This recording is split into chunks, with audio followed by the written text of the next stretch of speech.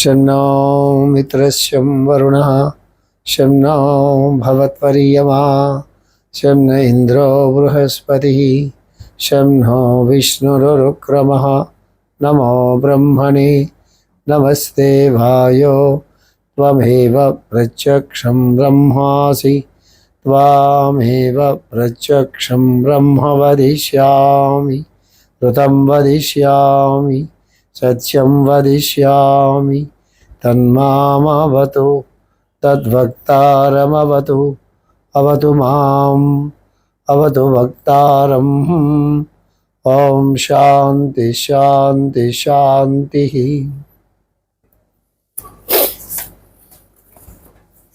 సంప్రదాయం ప్రకారంగా ఈ సంవత్సరం మనం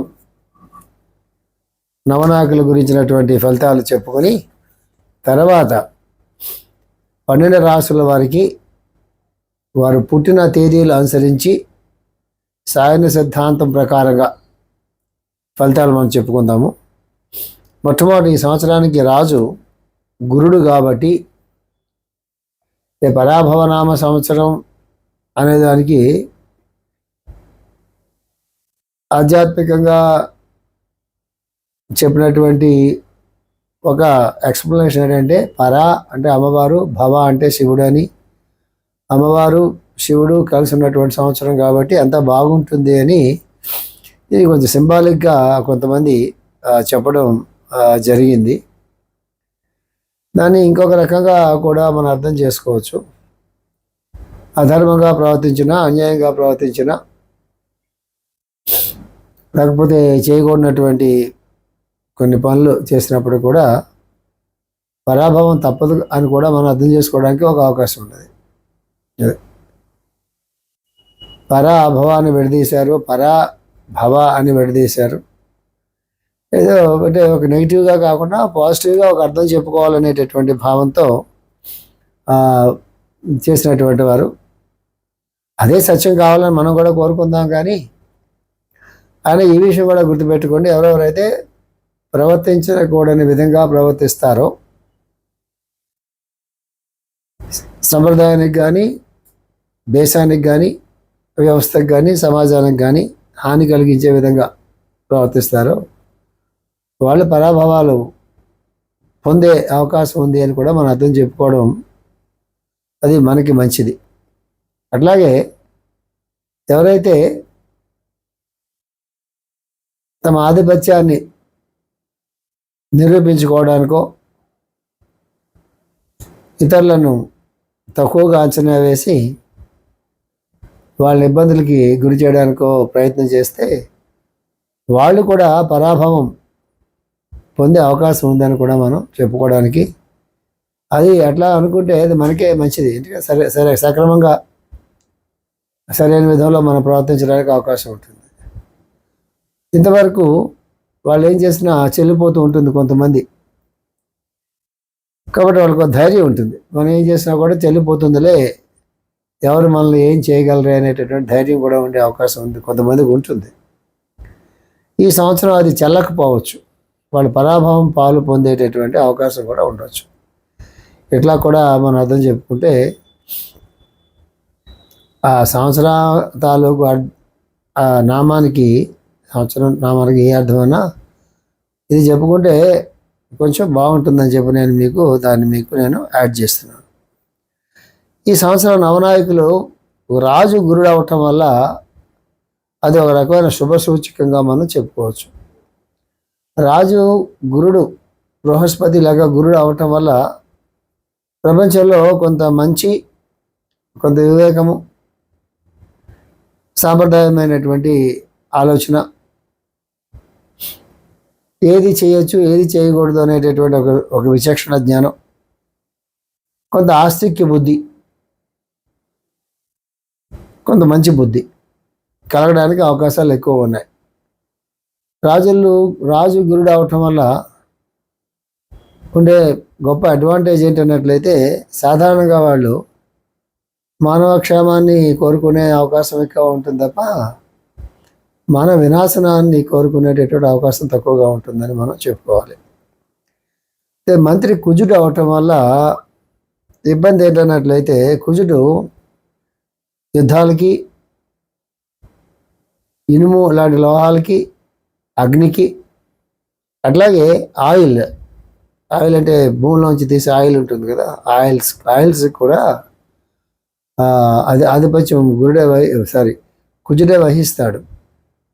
సో మంత్రి కుజుడు అవటం వల్ల ఏమవుతున్నట్లయితే అగ్ని ప్రమాదాలు జరగటం కానీ, యాక్సిడెంట్స్ లాంటివి జరగటం కానీ,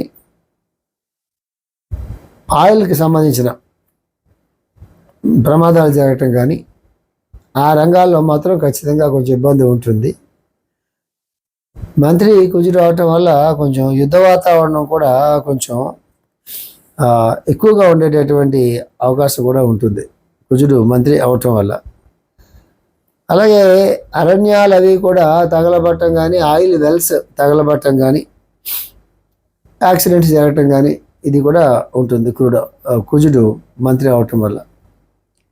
ఇక సైన్యాధిపతి చంద్రుడు అవటం వల్ల ఏమవుతుందన్నట్లయితే, సైన్యాధిపతిగా చంద్రుడు అంత అనుకూలమైనటువంటి గ్రహం కాదు, కానీ ఆవులవి పాలు బాగా ఇవ్వటం కానీ, ప్రజలు కొంచెం సుఖంగా ఉండటం కానీ, సైన్యాధిపతి కూడా కుజుడు అయ్యాడు అనుకోండి. ఉదాహరణకి ఇందాక మంత్రి కుజుడు అయితే నేను చెప్పిన ఫలితాలు ఉన్నాయి, అవి ఇంకా ఎక్కువ అయ్యిండేవి. కానీ చంద్రుడు అవటం వల్ల అవి నేను ముందు మనం చెప్పుకున్న కుజుడు ఫలితాలు ఏమైనా ఉన్నాయో అవి కొంచెంగా తగ్గే అవకాశం మాత్రం ఉంటుంది. సస్యాధిపతి కూడా గురుడే అవ్వటం వల్ల ఏమవుతుందంటే పంటలు అవి కొంచెం బాగా పండడానికి, భూములేమో కాస్త పచ్చగా ఉండడానికి, అది కూడా సస్యాధిపతిగా గురుడు ఉండటం వల్ల, రాజుగా కూడా గురుడు ఉండటం వల్ల కొంచెం పంటలు అవి కూడా బాగా పండే అవకాశాలు ఉన్నాయని కూడా మనం చెప్పుకోవచ్చు. ధాన్యాధిపతి బుధుడు అవటం వల్ల ఏమవుతుందంటే మేఘ గర్జనలు అవి ఎక్కువ ఉంటాయి, లేకపోతే మేఘాలు గాలితో వెళ్ళిపోవటం, కురవాల్సిన చోట వర్షాలు కురవకపోవటం లాంటి కొంచెం అవకాశం ఉండేటటువంటి ఒక అవకాశం ఉన్నది. అర్ఘ్యాధిపతి చంద్రుడు ఉండడం వల్ల మంచిది, ఎందుకంటే వర్షాలు అవి బాగా కురిసే అవకాశం ఉంటుంది, పంటలు అవి కూడా బాగా పండుతాయి, రైతులకి వాళ్ళకు కూడా కొంచెం బాగుంటుందని చెప్పుకోవడానికి అవకాశం ఉంటుంది. మేఘాధిపతి చంద్రుడు అవడం వల్ల కూడా వర్షాలు అవి బాగా కురవడం కానీ, లేకపోతే ఆవులవి పాలు బాగా ఇవ్వటం కానీ, గో సంపద బాగా పెరగటం కానీ, ధాన్యాలు అవి బాగా పండటం కానీ ఇది కూడా మనం శుభంగానే చెప్పుకోవచ్చు. రసాధిపతి శని అవటం వల్ల అది అంత మంచి పరిణామం కాదు. అది ధరలు అవి కూడా హెచ్చుతగ్గులుగా ఉండటం కానీ, లేకపోతే అట్లాంటివి ఏమైనా కొన్ని జరిగే అవకాశం ఉంటుంది. నీరసాధిపతి కూడా అవటం వల్ల వృక్షాలు కానీ, లేకపోతే రత్నాలు కానీ, బంగారం కానీ, లేకపోతే దానికి సంబంధించినటువంటి ఏవి కూడా అవన్నీ కూడా వృద్ధి చెందుతాయి. ముఖ్యంగా కొన్ని వర్ణాల వాళ్ళకి బాగుండడానికి అవకాశం ఉందని చెప్తున్నారు. సో మిగతా ఉపనాయకుల గురించి మనం పెద్ద అక్కర్లేదు, కానీ ఓవరాల్గా చెప్పుకోవాలంటే ప్రస్తుతం యుద్ధ భీతితో అందరూ ప్రపంచం అంతా నడుస్తుంది కాబట్టి గురుడు ఈ సంవత్సరానికి అధిపతి రాజు కావటం వల్ల ఆ యుద్ధాలు చేసేటటువంటి నాయకుల తాలూకు బుర్రలో కొంచెం మంచి ఆలోచనలు కానీ, లేకపోతే కొంచెం మంచి బుద్ధి కానీ కలిగి ఈ మానవ హోమాన్ని మనం తగ్గించుకుందాం అనేటటువంటి ఒక బుద్ధి కలిగేదానికి అవకాశం ఉన్నది రాజు గురుడు అవటం వల్ల. రెండవది, ఎవరైనా కానీ మధ్యవర్తులు కలగజేసుకుని, అంటే తమ స్వార్థం లేకుండా ప్రపంచం అంతా కూడా శాంతిగా ఉండాలి, ప్రపంచంలో అందరూ కలిసి ఉండాలి, ఒకరిపైన ఒకరు యుద్ధం చేసుకున్నందువల్ల ఆర్థికమైన ఇబ్బందులు కానీ, ప్రాణ నష్టం కానీ, దేశాలు నాశనం కావడం కానీ జరుగుతాయి తప్ప దానివల్ల మానవ జాతికి కానీ, ఏ దేశానికి కానీ ఏ రకమైనటువంటి ప్రయోజనం చేకూరదు. ఆ యుద్ధ కాంక్ష అనేటటువంటిది, ఆ పగ అనేటటువంటిది అది ఎప్పుడు అలాగా అది కంటిన్యూస్గా అది వాళ్ళ మనసుల్లో ఆ దేశాల మధ్య ఉంటూనే ఉంటుంది. కాబట్టి ఏదో ఒక మంచి అండర్స్టాండింగ్కి వచ్చి ఒకరిపైన ఒకరు యుద్ధాలు చేసుకోకుండా, ఒకరిపైన ఒకరు దండెత్తుకుంటా, ఒక దేశాన్ని ఇంకో దేశం నాశనం చేయకుండా ఏ ప్రకారంగా ఉన్నట్లయితే రెండు దేశాలు కలిసి ఉంటాయి, అన్ని దేశాలు కలిసి ఉంటాయి అని చెప్పి వాళ్ళు ఈ సరిహద్దులు నిర్ణయించుకున్నట్టుగా ఆ దేశాల మధ్య కూడా కొన్ని సరిహద్దులతో కూడినటువంటి ఆలోచన అంటే మీ దగ్గరికి మేము రాకుండా ఉండాలంటే ఇది, మా దగ్గరికి మీరు రాకుండా ఉండాలంటే ఇది. ఇట్లాగ అందరూ కూడా కూర్చుని మాట్లాడుకుని, అంటే ఐక్యరాజ్య సమితి లాంటి దాన్ని ఎట్లాంటి మంచి ప్రయోజనం కోసం వాటిని నిర్మాణం చేయడం జరిగిందో, ఆ ప్రయోజనం అనేది నిజంగా అన్ని దేశాధినేతల మధ్య ఆ రకమైనటువంటి ఆలోచన విధానం ఈ సంవత్సరం రావటానికి మంచి అవకాశం ఉంది సుమా అని మాత్రం మనం చెప్పుకోగలుగుతాం. మనలో ఎవరైనా ప్రతిరోజు ధ్యానం చేసుకునే అలవాటు ఉన్నటువంటి వాళ్ళు ఉన్నట్లయితే, ఎట్లాంటి ధ్యానం మనం చేయాలన్నట్లయితే, అందరూ దేశాధినేతల మనస్సుల్లో శ్రీ మహావిష్ణువు కానీ, అమ్మవారు కానీ, ఆర్ ఏ దేవతలైనా సరే ఎట్లాంటి ఒక ఆలోచనని కలిగించాలి అని మనం ప్రార్థన చేయాలి అంటే, ఇక యుద్ధాలని మనం ఆఫ్ చేసుకుందాం. ఒకళ్ళపైన ఒకళ్ళు యుద్ధాలు చేసుకుని దేశాలని, ఆర్థిక వ్యవస్థని మనం నాశనం చేసుకోవద్దు. మనందరూ కూడా మానవ శ్రేయస్సు కోసం పాటుపడదాం, యుద్ధాలు ఆపేద్దాం. మీ వల్ల మాకు ఈ భయం ఉంది కాబట్టి ఆ భయాన్ని తొలగించాల్సిన బాధ్యత మీదే అని చెప్పి ఒక దేశంతో ఒక దేశం మాట్లాడుకుని, మధ్య ఏ దేశానికి న్యూట్రల్గా ఉండేటటువంటి దేశాధినేతలు ఎవరైనా ఉన్నట్లయితే, ఏ పక్షాన్ని తీసుకోకుండా ఉన్నటువంటి దేశాధినేతలు ఎవరైనా ఉంటే వాళ్ళందరూ కూడా ముందుకు వచ్చి వాళ్ళు మాట్లాడుకుని యుద్ధాలు చేసేటటువంటి నాయకులను కలిసి వాళ్ళ మనసులో ఈ భావాలను చొప్పించి అట్లాంటి దిశగా ప్రయత్నం చేస్తే మాత్రం ఈ సంవత్సరానికి మించిన సంవత్సరం మనకి రాదు. ఎందుకు అంటే గురుడు ఆధిపత్యం వహించటం వల్ల. ఇంతవరకు మనం, ఇది ప్రిడిక్షన్ కాదు, జరగాల్సినటువంటి ఒక సన్నివేశాన్ని మనం ఇక్కడ చెప్పుకున్నాం. మనందరూ కూడా ఎవరైతే దీన్ని వింటున్నారో మీ అందరూ కూడా ఒకసారి కళ్ళు మూసుకొని భగవంతుని ప్రార్థించి అన్ని దేశాధినేతల్లో కూడా శాంతి అనేటటువంటిది, పరస్పరత్వం అనేటటువంటిది, ఒక ప్రేమ అనేటటువంటిది, ఒక మంచి బుద్ధి వాళ్ళకి కలిగి వెంటనే యుద్ధభూమిలో నుంచి వాళ్ళు వెనక్కి వెళ్ళి స్నేహస్తాన్ని చాచి అన్ని దేశాల ప్రజలు కూడా హాయిగా ఊపిరి పీల్చుకొని ప్రశాంతంగా ఉండేటటువంటి ఒక వాతావరణాన్ని కల్పించమని, ఆ దేశాధినేతల మనస్సులు మారాలని చెప్పి మనందరం కూడా గట్టిగా ప్రార్థించి, యుద్ధాలు అన్నీ ఆగిపోయేంత వరకు కూడా ప్రతిరోజు మన ప్రేయర్తో పాటు, మన ధ్యానంతో పాటు, మన పూజతో పాటు ఈ సంకల్పాలు కూడా మనం చేస్తూ ఉన్నట్లయితే అంతా బాగుంటుంది అనేటటువంటిది నా మనసుకు తట్టినటువంటిది. నేను ప్రతినిత్యం చేసేటటువంటి ప్రార్థన ధ్యానాన్ని నేను మీకు కూడా చెప్పడం జరిగింది. దయచేసి మీరు కూడా ఈ పని చేయండి. ఇక మనం వరల్డ్ ప్రెడిక్షన్స్ ఈరోజు వెళ్ళదలుచుకోవట్లేదు, ఎందుకంటే అవి చాలా ఫ్యాక్టర్స్ మీద డిపెండ్ అయి ఉంటాయి. ఒక్కొక్క రాశికి ఒక దేశాన్ని మనం కొన్ని క్యాలిక్యులేషన్ చేసి మనం ఫిక్స్ చేసుకుంటాము. కొంతమంది స్వాతంత్ర్యం వచ్చిన రోజునే ఆ దేశానికి రాశిగా ఫిక్స్ చేస్తారు. అది అంత సైంటిఫిక్గా అనిపించదు, ఎందుకంటే దేశం ఎప్పుడో పుట్టుంటుంది. ఎప్పుడు పుట్టిందో ఎవరికి తెలియదు. ఎవరో దండయాత్ర చేసి దాన్ని ఆక్రమించిన స్వాతంత్రం ఎప్పుడో వస్తుంది.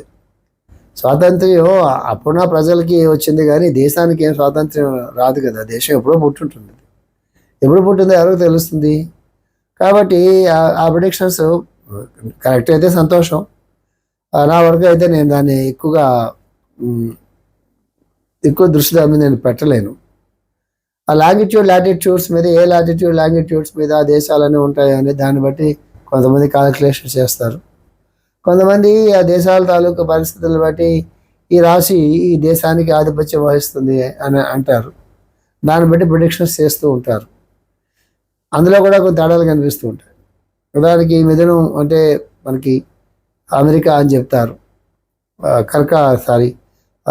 కుంభం అంటే రష్యా అని చెప్తారు, అట్లాగే కన్యా అంటే స్విట్జర్లాండ్ అని చెప్తారు, మకరం అంటే ఇండియా అని చెప్తారు. సో ఆ రాశుల్లోకి పాపగ్రహాలు వచ్చినప్పుడు ఆ రాశికి ఏ దేశంకి సంబంధం ఉందో, లేదా ఆ రాశిని ఏ గ్రహాలు అయితే కేంద్ర దృష్టితో చూస్తున్నాయో పాపగ్రహాలు ముఖ్యంగా, లేకపోతే వేరే పాప దృష్టితో చూస్తున్నాయో ఆ దేశాల తాలూకు పరిస్థితులు బాగా ఉంటారు.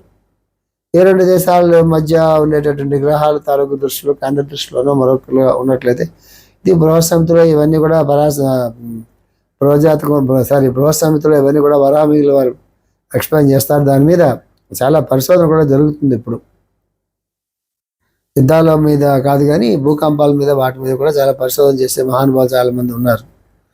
సో అంచేత నేను అటుపక్క వెళ్ళట్లేదు, ఎందుకంటే దాని మీద నాకు అంత కమాండ్ లేదు ఈ విషయం చెప్పాలన్నట్లయితే. సో చేసే వాళ్ళందరూ ప్రిడిక్షన్స్ చేస్తున్నారు కాబట్టి ఇంట్రెస్ట్ ఉన్నట్లయితే ఆ ప్రిడిక్షన్స్ మీరు చూసుకోండి. మనం ఎక్కడికి వెళ్తున్నాం అన్నట్లయితే ఇప్పుడు ఈ సంవత్సరం ఉగాది నుంచి వచ్చే ఉగాది వరకు కానీ ఆర్ ఈ మార్చి 21 నుంచి వచ్చే మార్చి 21 వరకు కానీ. ఎందుకు మార్చి 21 అంటే భూమధ్య రేఖ నుంచి ఈరోజు మార్చి 21 నాడు భూమధ్య రేఖ నుంచి చూసినట్లయితే సూర్యోదయ సూర్యాస్తమాలు సమానంగా ఉంటాయి. సాయన సిద్ధాంతం ప్రకారంగా కూడా మార్చి 21న సూర్యుడు మేషంలోకి ప్రవేశిస్తాడు. మళ్ళీ నేను రిపీట్ చేస్తున్నాను, మనం ఇప్పుడు చెప్పుకుంటున్న విషయాలన్నీ కూడా మనం సాయన సిద్ధాంతం ప్రకారంగా చెప్పుకుంటున్నాము. ఈ సాయన సిద్ధాంతాన్ని ప్రాచీనమైన భారతీయులు అనుసరించేవారని ఈకేగా చెప్తూ ఉండేవారు. ఇప్పుడు ఈ సిద్ధాంతాన్ని పాశ్చాత్యులు అనుసరిస్తున్నారు. నిరైన సిద్ధాంతాన్ని భారతీయులు అనుసరిస్తూ ఉంటారు. సో మార్చి 21ని రవి మేషంలోకి వస్తాడు సాయన సిద్ధాంతం ప్రకారంగా. నిరైన సిద్ధాంతం ప్రకారంగా అయితే ఇంకొక 24 రోజులు పోయిన తర్వాత ఎప్పుడో వస్తాడు మేషంలోకి సూర్యుడు. సో అంచేత నేను రిపీట్ చేస్తున్నాను, మనం సాయన సిద్ధాంతం ప్రకారంగా చెప్పుకుంటున్నాము. దానికి మనం డేట్స్ చెప్పుకుంటాం. మార్చి 21 నుంచి మార్చి 21 నుంచి ఏప్రిల్ 21 వరకు లేదా 20 వరకు మేషరాశి అని మనం చెప్పుకుంటాం. యారిస్ ఇంగ్లీష్లో చెప్పుకుంటాం, మేషరాశి అని చెప్పుకుంటాం. రాశి అనగానే మీ అందరూ ఎట్లా అర్థం చేసుకుంటారు? మీరు పుట్టిన నక్షత్రం ఏ రాశిలో ఉంటుందో దాన్ని రాశిగా మన పంచాంగకర్తలు కానీ లేకపోతే మన భారతదేశంలో కూడా మీరు ఏ రాశి అన్నారనుకోండి, ఎవరినన్నా మాది మేషరాశి అన్నారనుకోండి. మేషరాశి అంటే ఏంటి? అశ్విని 4 పాదాలు, భరణి 4 పాదాలు, కృత్తిక 1 పాదం. అశ్విని నక్షత్రంలో కానీ భరణి నక్షత్రంలో కానీ కృత్తిక 1వ పాదంలో పుట్టినటువంటి వాళ్ళని మన వాళ్ళు ఏమంటారంటే మేషరాశి వాళ్ళు అని అంటారు. అట్లాగా నక్షత్రాల్లో పుట్టినటువంటి వాళ్ళు పుట్టిన నక్షత్రం ఏ రాశిలో ఉంటుందో ఆ రాశినే భారతదేశంలో ముఖ్యంగా రాశి అంటే అదే అంటారు. అంటే ఏంటి? ఆ రాశిలో ఆ నక్షత్రం ఉండగా పుట్టినటువంటి వాళ్ళు అని.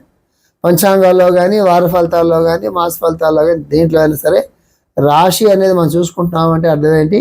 భారతదేశంలో మన నక్షత్రాన్ని బట్టిన రాశిని మనం చూసుకుంటాం. ఇక్కడ మీకు క్లియర్గా అర్థం అవ్వాల్సింది ఏంటన్నట్లయితే, నేను 12 రాశుల గురించి నేను ఇక్కడ ప్రస్తావన చేస్తున్నప్పుడు మీ నక్షత్రాల రాశి గురించి కాదు సుమా. రాశి అనే పేరు ఉంది కాబట్టి మీరు కన్ఫ్యూజ్ అవ్వద్దు. ఇక్కడ నేను ఎక్స్ప్లెయిన్ చేస్తున్నది మార్చి 21 నుంచి ఏప్రిల్ 21 తారీఖు మధ్య పుట్టినటువంటి వాళ్ళు. సాయన గణితం ప్రకారంగా ఆ 2 తారీఖుల మధ్య సూర్యుడు ఆ రాశిలో ఉంటాడు.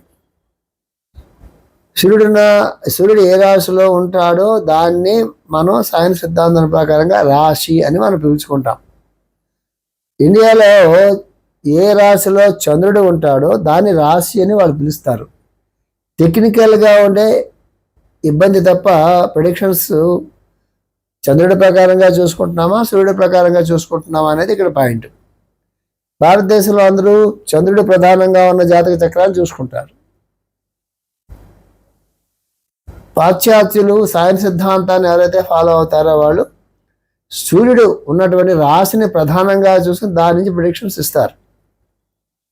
మీకు అర్థం కావాల్సింది ఏంటంటే, అట్లా ప్రిడిక్షన్ ఇచ్చినా ఏ రోజుకి పెళ్ళి అవ్వాలని ఆ రోజుకే పెళ్ళి అవుద్ది. ఇందులో ఒకసారి పెళ్ళి అయ్యి అందులో ఒకసారి పెళ్ళి కాదు. ఇందులో ఒకసారి పిల్లలు పుట్టి అందులో ఒక్కోసారి పిల్లలు పుట్టరు. ప్రిడిక్షన్కి వెళ్ళేటప్పటికీ అది డిఫరెంట్ అప్రోచ్. అది ఒక్కొక్కరు ఒక్కొక్క అప్రోచ్ తీసుకుంటారు. మనం ఏ అప్రోచ్ తీసుకుంటున్నామంటే ఏ తారీఖుల మధ్య సాయన సిద్ధాంతం ప్రకారంగా అని నేను పదే చెప్తున్నాను. ఎందుకంటే నిరాయన సిద్ధాంతం ప్రకారంగా అయితే గ్రహాలు రాశుల్లో ఉండేటటువంటి కొన్ని మార్పులు చెందే అవకాశం ఉంటాయి. కాబట్టి పదే చెప్తున్నాను, ఆ డేట్ల మధ్య మీరు పుట్టినప్పుడు మాత్రమే దానికి సంబంధించిన రాశి ఫలితాలు మీరు వినండి నేను చెప్పేది. లేదు మీ చంద్రుడు ప్రకారంగా అన్నట్లయితే పంచాంగాన్ని మీరు చూసేసుకోండి. ఇది కన్ఫ్యూజ్ మాత్రం కావకండి సుమా అని చెప్పడం గురించి ఇంత టైం నేను తీసుకుంటున్నాను. ఫైనల్గా నేను చెప్పేటటువంటి ఈ 12 రాసుల తాలూకు వివరణ ఏదైతే ఉందో అది మీరు పుట్టిన తారీఖుకు సంబంధించినటువంటి మీరు ఏ 2 తారీఖుల మధ్య పుడతారో దానికి సంబంధించిన ఫలితాలు మాత్రమే సుమా. ఇది మాత్రం గుర్తుపెట్టుకోండి. మొట్టమొదట మనం మేషరాశికి వెళ్దాం. మనం మేషరాశి అంటే ఏంటంటే మన ప్రకారంగా రాసుల పేర్లు మర్చిపోండి, అసలు గొడవ వదిలిపోతుంది. నేను చెప్పిన డేట్లు గుర్తుపెట్టుకోండి. మార్చి 21 ఏప్రిల్ 28 మధ్య పుట్టినటువంటి వాళ్ళకి అది గుర్తుపెట్టుకొని చాలు. రాశి అనగానే మళ్ళీ మీరు ఇది చూసుకుంటే కష్టం. మార్చి 21 నుంచి ఏప్రిల్ 28 మధ్య పుట్టినటువంటి వాళ్ళు సాయన ప్రకారంగా మేషం అంటాం మనం. అది ఈ సంవత్సరం మేష రాశిలో ఉన్నటువంటి ఒక విషయం ఏంటంటే ఈ మేష రాశిలోకి శనీశ్వరుడు ఎవరైనా ఒకటే మే 2025లో ప్రవేశించాడు. సో మేషరాశికి శనికి మధ్య సంబంధ బాంధవ్యాలు అంత బాగుండవు. మేషరాశికి శని నీచ గ్రహం కాబట్టి అందువల్ల మళ్ళీ లాస్ట్ అండ్ ఫైనల్గా నేను మీకు గుర్తు చేస్తున్నాను, ఈ రాసుల్లో గ్రహాల ప్రవేశాలు ఇవన్నీ కూడా డేట్స్ ఏవైతే ఉంటాయో నిలయన సిద్ధాంతానికి సైన్స్ సిద్ధాంతానికి తేడా ఉంటాయి. మీరు కన్ఫ్యూజ్ అవ్వకండి. అందుకే లాస్ట్ అండ్ ఫైనల్గా నేను రిపీట్ చేస్తున్నాను. సైన్స్ సిద్ధాంతానికి నిలయన సిద్ధాంతానికి మధ్య 24 degrees తేడా ఉంటుంది. సో నేను చెప్తున్నప్పుడు ఇదేంటి శని అప్పుడే మేషంలోకి వచ్చాడా, ఈ తప్పు చెప్తున్నారేమో, ఇంకా మీనంలోనే ఉన్నాడు కదా అని మీరు ఎవరిని అనుకుంటారేమో చెప్తున్నాను. నిలయన సిద్ధాంతంలో మీనంలోనే ఉంటాడు శని ఇప్పుడు ప్రస్తుతం.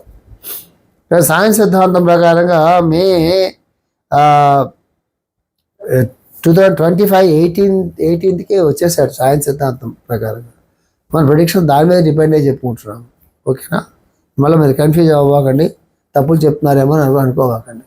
ఏ సంవత్సరం నేను పంచాంగ శ్రవణం చేసినా, ఎన్ని సంవత్సరాలుగా ఈకే గారు చేసినా కూడా మనం సైన్స్ సిద్ధాంతం ప్రకారంగానే చేస్తున్నాము. ప్రతి సంవత్సరం వినేవాళ్ళకి తెలిసే ఉంటుంది. కొత్తగా ఎవరన్నా వింటుంటే మాత్రం నేను మీకు ఎక్స్ప్లెయిన్ చేస్తున్నాను. కన్ఫ్యూజన్ మాత్రం కావాలి. సో మే 2025 18 నుంచి మేషంలోకి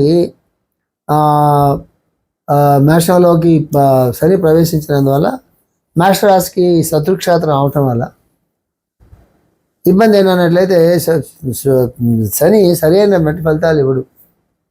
అంటే వాళ్ళకి కొంచెం ఆరోగ్యపరమైన ఇబ్బందులు ఇవ్వచ్చు, లేకపోతే తలనొప్పులు లాంటివి వచ్చేటువంటి అవకాశాలు ఉండొచ్చు, పనులు సక్రమంగా జరగకపోవచ్చు, అనుకున్న సమయానికి అనుకున్న ఫలితాలు దక్కకపోవచ్చు, మనస్సు కొంచెం ఆవేదంతో ఉండొచ్చు, నిరాశా నిస్పృహలు ఉండొచ్చు, నెల రోజుల్లో తగ్గాల్సినటువంటి అనారోగ్య పరిస్థితి ఒక 6 నెలలు పట్టవచ్చు, లేకపోతే 3 నెలలు పట్టవచ్చు. ఇదైనప్పుడు కూడా వీళ్ళకి ఇదంతా ఆనుకూల్యమైనటువంటి విషయం కాదు. ఈ శని ఇక్కడ దాదాపు 2028 అంటే ఇక 2 సంవత్సరాలు ఉంది. 2028 ఏప్రిల్ అంటే అంచుమించు 2 years ఉంటాడు. కాబట్టి దీనివల్ల మనం భయపడాల్సినే లేదు. మనం తీసుకోవాల్సిన జాగ్రత్తలు ఏంటంటే సరైన ఆహారం తీసుకోవటం, సరైన నిర్ణయాలు తీసుకోవటం, ఆహార విహార అంటాం కదా మనం, అందులో ఒక క్రమశిక్షణ పాటించటం, చేయాల్సిన టైంకి పనులు చేసుకోవటం, కొంత యోగాభ్యాసం చేసుకోవటం, కొంత ధ్యానం చేసుకోవటం, కొంచెం ప్రాణాయామాలు చేసుకోవటం, చాలా ముఖ్యంగా ఆహార నియమాలు పాటించటం, మనస్సుని పరుగులు పెట్టించుకుంటా సరైన సమయంలో సరైన నిర్ణయాలు తీసుకోవడం చేసినట్లయితే దీన్ని కొంచెం మనం సెటరేట్ చేసుకోవచ్చు. శనిని జాగ్రత్తగా మనం హ్యాండిల్ చేయాలంటే శని హ్యాండిల్ చేయడం అంటే శని మనం హ్యాండిల్ చేయట్లేదు. శని ఎట్లాంటి లక్షణాలను సూచిస్తుందో దాన్ని జాగ్రత్తగా మనం హ్యాండిల్ చేయాలంటే గురుడిని మనం బాగా దానికి బలం చేకూర్చుకోవాలి. ఏ గ్రహానికి మనం ఆ గ్రహానికి మనమే బలం చేకూర్చలేము. ఆ గ్రహాల తాలూకు ఆ గురుడి తాలూకు పాజిటివ్ క్వాలిటీస్ ఏవైతే ఉంటాయో దాన్ని మనం తెచ్చుకోవాలి మన జీవితంలోకి. దేనికి? శని తాలూకు వేదలు, బాధలు, ఆ శని క్రియేట్ చేసేటటువంటి కొన్ని ఇబ్బందుల నుంచి బయటపడాలంటే గురుడి తాలూకు లక్షణాలు. గురుడి తాలూకు లక్షణం ఏంటంటే ప్రతిరోజు ధ్యానం చేసుకోవటం, ఆస్తికమైన బుద్ధి కలిగి ఉండటం, మంచిగా మాట్లాడటం, మంచిగా ప్రవర్తించడం, ధర్మబద్ధంగా ప్రవర్తించడం, వివేకం కలిగి ప్రవర్తించడం, వివేకం కలిగి మాట్లాడటం, చేయవలసిన ఏదైనా పని చేయదలుచుకుంటున్నప్పుడు ఆ కర్మయోగం అంటాం. పని చేయడం అంటే కర్మయోగం. దానికి బుద్ధిని జోడించడం అంటే ఎట్లా పడితే అట్లా పనులు చేయడం కాకుండా దానికి కొంచెం బుద్ధిని వివేకాన్ని జోడించి పనులు చేసుకోవటం. ఇవన్నీ తెచ్చుకొని ఇక్కడ పెట్టుకున్నాం అనుకోండి లైఫ్లోకి, దీనే సాధన అంటాము. అది చేసుకున్నట్లయితే ఏమవుతున్నట్లయితే ఈ శని తాలూకు వ్యాధుల నుంచి బయటపడడానికి అవకాశం ఉంది. ఇది ఒక యోగా తరగతి లాంటిది అనమాట. ఇది జాగ్రత్తగా దీన్ని మీరు ఫాలో అవ్వాలి. ఎస్ట్రాలజీ తాలూకు పర్పస్ ఇదే. సో అదృష్టం ఏంటన్నట్లయితే ఈ గురుడు కర్కాటక రాశిలో నుంచి 2026 జూలై అంటే ఇక జూలై ఫస్ట్ ఎన్ని నెలలు? ఈ మార్చిలో, ఏప్రిల్, మే, జూన్ 3 నెలలు, 3 నెలల 15 రోజుల్లో గురుడు సింహరాశిలోకి వస్తాడు. సింహరాశిలోకి గురుడు రావటం వల్ల అప్పటి నుంచి ఏమవుతుందంటే ఏ శని అయితే ఇక్కడ ఇబ్బందులు కలిగిస్తున్నాడో ఆ శనీశ్వరుడికి కానీ, ఆ శనీశ్వరుడికి కానీ, లేకపోతే మేషరాశికి కానీ కోణ దృష్టిలోకి గురుడు వస్తాడు. కాబట్టి ఏ ఇబ్బందులు అయితే మనం చెప్పుకున్నామో ఆ ఇబ్బందులన్నీ కూడా వచ్చే జూలై నెల నుంచి మనకి మంచిగా ఫలితాలు మారడానికి అవకాశం ఉంది. పరిస్థితులు అనుకూలించడానికి అవకాశం. సరిగ్గా 1 సంవత్సరం ఉంటాడు అక్కడ గురుడు. అక్కడ అంటే ఏంటి? 27 జూలై వరకు ఉంటాడు గురుడు అక్కడ, 1 ఇయర్. దీన్ని ఈ మేష రాశి వాళ్ళు అంటే మార్చి 21 నుంచి ఏప్రిల్ 20 లోపల పుట్టినటువంటి వాళ్ళు అద్భుతంగా ఉపయోగించుకోవచ్చును. చాలా అద్భుతంగా ఉపయోగించుకోవచ్చు. ఇది ఈ రాశిలో పుట్టినటువంటి విద్యార్థులు ఎవరైనా ఉన్నట్లయితే నెక్స్ట్ జూలై అకాడమిక్ ఇయర్ కదా, నెక్స్ట్ అకాడమిక్ ఇయర్లో మీరు మంచి విద్యాభ్యాసం, మీకు విద్యాభ్యాసం బాగుంటుంది. ఎవరైనా వేరే ప్రాంతాలకు వెళ్ళి చదువుకోవాలనుకోవడానికి దానికి కూడా బాగుంటుంది. ఇప్పుడు యుద్ధాలు జరుగుతున్న సమయంలో వెళ్ళే ప్రయత్నాలు చేసుకోబోకండి. ఇండియాలోనే మంచి స్కూల్స్, కాలేజెస్, యూనివర్సిటీతో వెతుక్కోండి. ఇప్పుడు ప్రస్తుతానికి అది ఏమీ చేయడానికి లేదు, కానీ బాగుంటుంది. అన్ని పరిస్థితులు చక్కబెడితే మాత్రం దూర ప్రాంతాలకు వెళ్ళి ఉన్నత విద్యాభ్యాసం చేసుకోవడానికి కూడా చాలా బాగుంటుంది.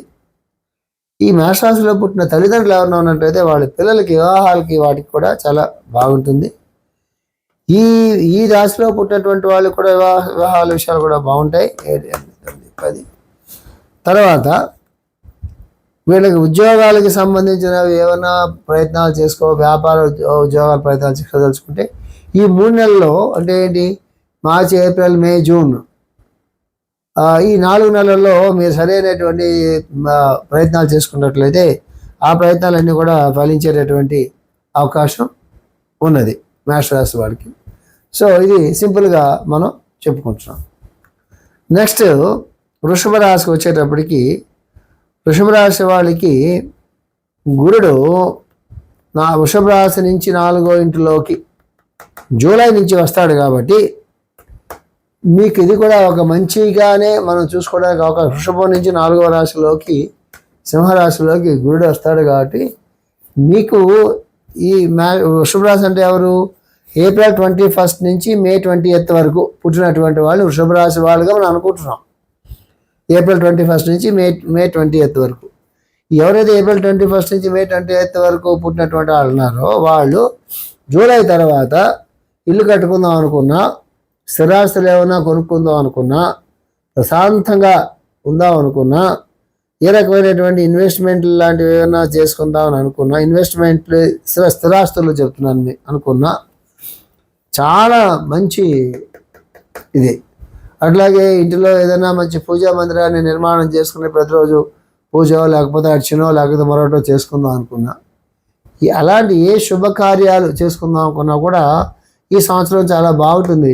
26 జూలై నుంచి 27 జూలై వరకు ఇంట్లో శుభకార్యాలు అవి జరిగే అవకాశం ఉంటుంది మీకు బాగా.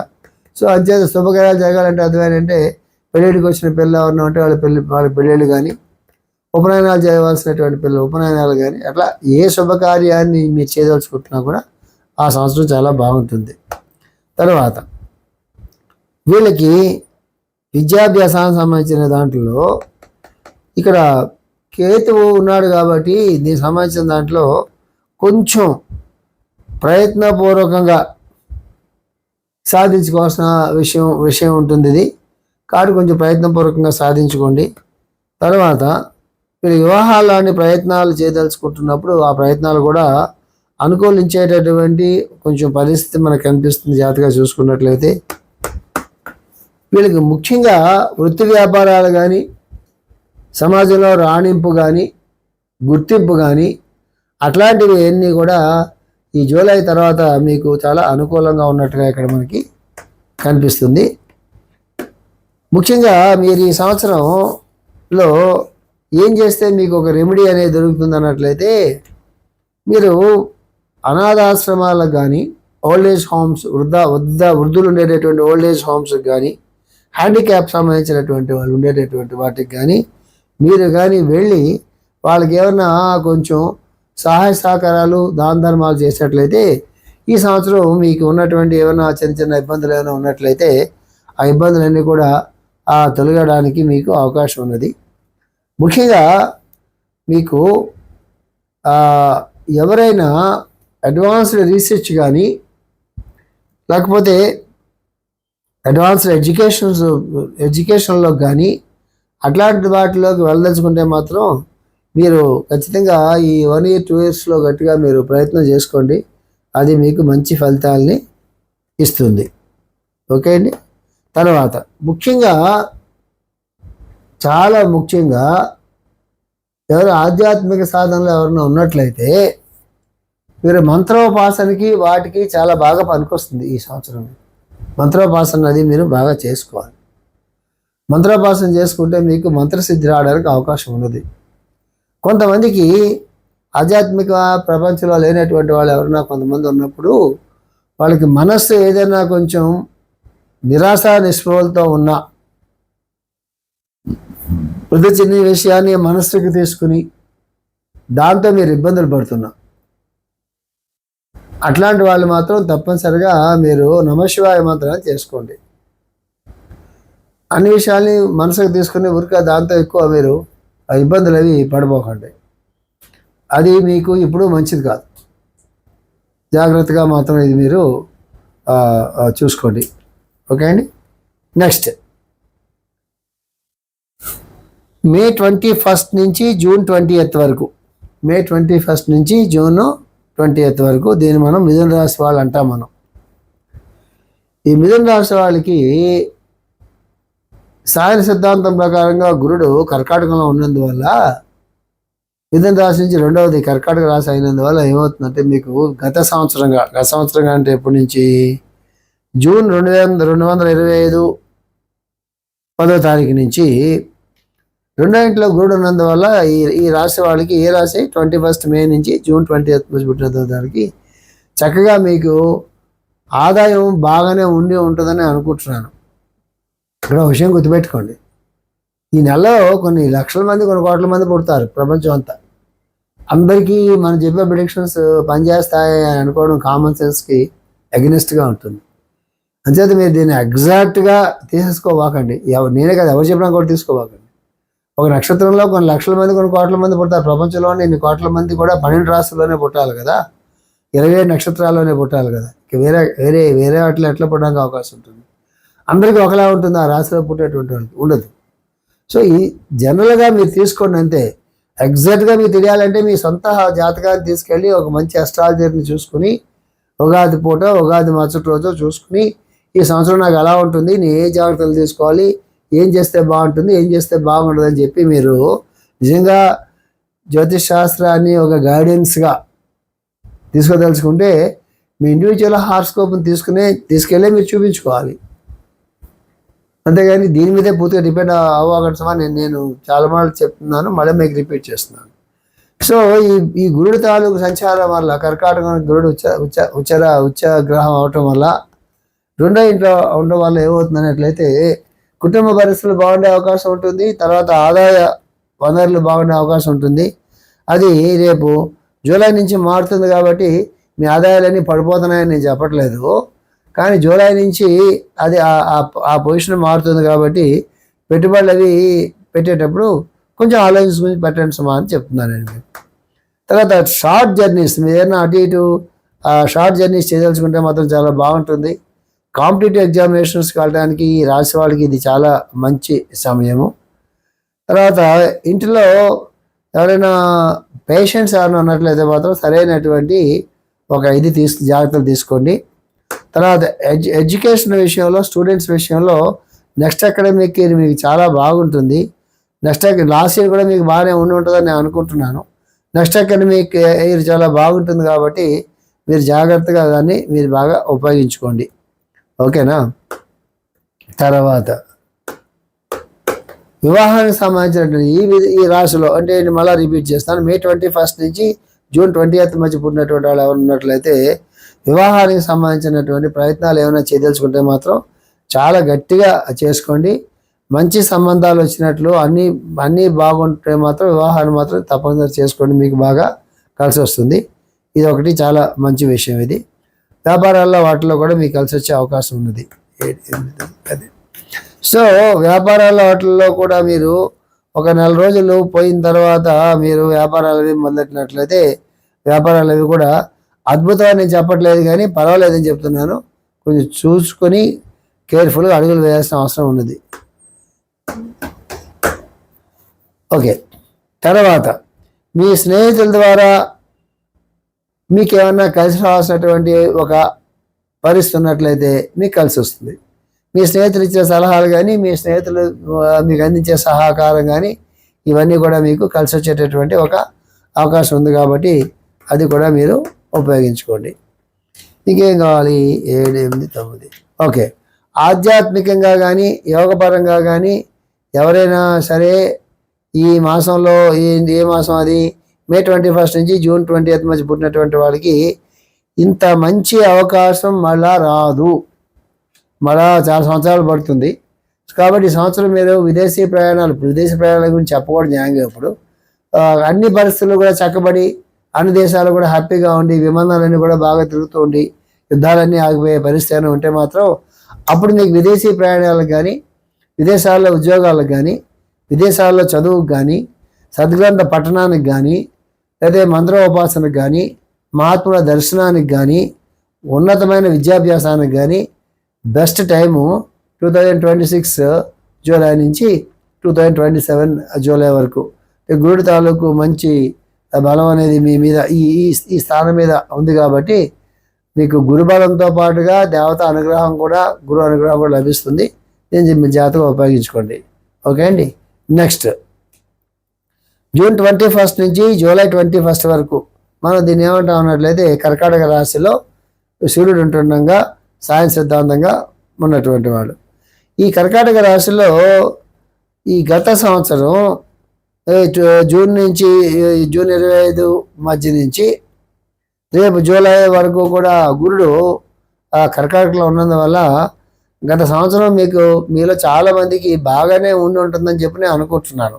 ఇది కాకపోతే కర్కాటక రాసుకున్నటువంటి ఇప్పుడు ఆ గురుడు మీ ఈ రాశిలో నుంచి సింహరాశిలోకి రేపు జూలై 1 కల్లా మారుతున్నాడు కాబట్టి ఇంట్లోంచి గురుడు వెళ్ళిపోతున్నాడని బెంగేం పడద్దు.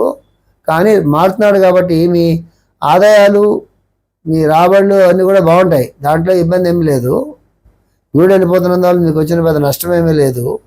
కానీ కంఫర్ట్ జోన్ కొంత తగ్గుతుంది. మీ ఇండివిజువల్ హారోస్కోప్స్లో బాగుంటే దీనివల్ల నష్టమే లేదు, మళ్ళీ నేను రిపీట్ చేస్తున్నాను. కానీ ఇక్కడ చిన్న ఇబ్బంది ఏమొచ్చిందంటే కర్కాటక రాశికి శనీశ్వరుడు మేషంలో ఎప్పుడు ప్రవేశించాడని చెప్పుకున్నాం మనం. శని మేషంలో 2025 మేలో ప్రవేశించాడని చెప్పుకున్నాం కదా. ఈ మేషంలోకి ఈ శని రావడం వల్ల ఈ కర్కాటకానికి అది కేంద్ర దృష్టిలో ఉండటం వల్ల మీ ఆరోగ్య పరిస్థితులు మాత్రం మీరు ఖచ్చితంగా చక్కదిద్దుకోవాలి. నెంబర్ 1. నెంబర్ 2, టేకెన్ ఫర్ గ్రాంటెడ్గా దేన్ని తీసుకోవద్దు. నెంబర్ 2. నెంబర్ 3, పనులు జరిగే చోట ఆలస్యం ఉంటుంది, మందులు పనిచేసే చోట ఆలస్యం జరుగుతుంటుంది, రావాల్సిన సహాయం పొందే ఆలస్యం జరుగుతుంటుంది. ముఖ్యంగా మానసికమైనటువంటి పరిస్థితుల్లో కొన్ని ఆందోళనలు కానీ, కొన్ని నిరాశలు కానీ, మనసు కొంత ఆందోళనగా ఉండటం కూడా జరుగుతూ ఉంటుంది. కాబట్టి దీన్ని ఖచ్చితంగా మీరు ఓవర్కమ్ చేయాల్సిందే. అంటే శనివారం కానీ, సోమవారం కానీ 2 రోజుల్లో ఏదో ఒక రోజు పెట్టుకుని, ఒకసారి ఒక రోజు పెట్టుకుని శివాలయానికి వెళ్ళి మీ నక్షత్ర గోత్రాలన్నీ చెప్పి శివాభిషేకం చేయించుకోండి. నమశివాయ మంత్రాన్ని మీరు ఒక నామజపంలాగా చేస్తూ ఉండండి. వీలైనప్పుడు ఈ 2 రోజుల్లో శివాలయానికి వెళ్తూ ఉండండి. మనస్సుని ప్రశాంతంగా పెట్టుకోండి. మనస్సుని ఆహ్లాదంగా పెట్టుకునే ప్రయత్నాలు చేయండి. ఎప్పుడూ కూడా ఏదో ఒక పని చేస్తూ ఉండండి తప్ప ఇంట్లో ఖాళీగా కూర్చుని మనస్సుకి మిమ్మల్ని అప్పగించేపోకండి. లేకపోతే మనస్సు మిమ్మల్ని దాంట్లో లాగేసుకుని ఆందోళనని కలుగజేస్తుంటుంది. ఇది ఒక సాధనలాగా మీరు చేసుకోవాల్సిన అవసరం ఉంది సుమా అని నేను మీకు చెప్తున్నాను. ఇది చాలా అవసరం. ఇది ఎప్పుడు ఇది ఇక్కడ 2 years అంతా ఉంటుంది శని అక్కడ. సో ఒక రోజుతో వెళ్ళిపోయే పరిస్థితి కాదు, దాన్ని మనం మార్చలేము. కాబట్టి మేము చెప్పింది చేయండి.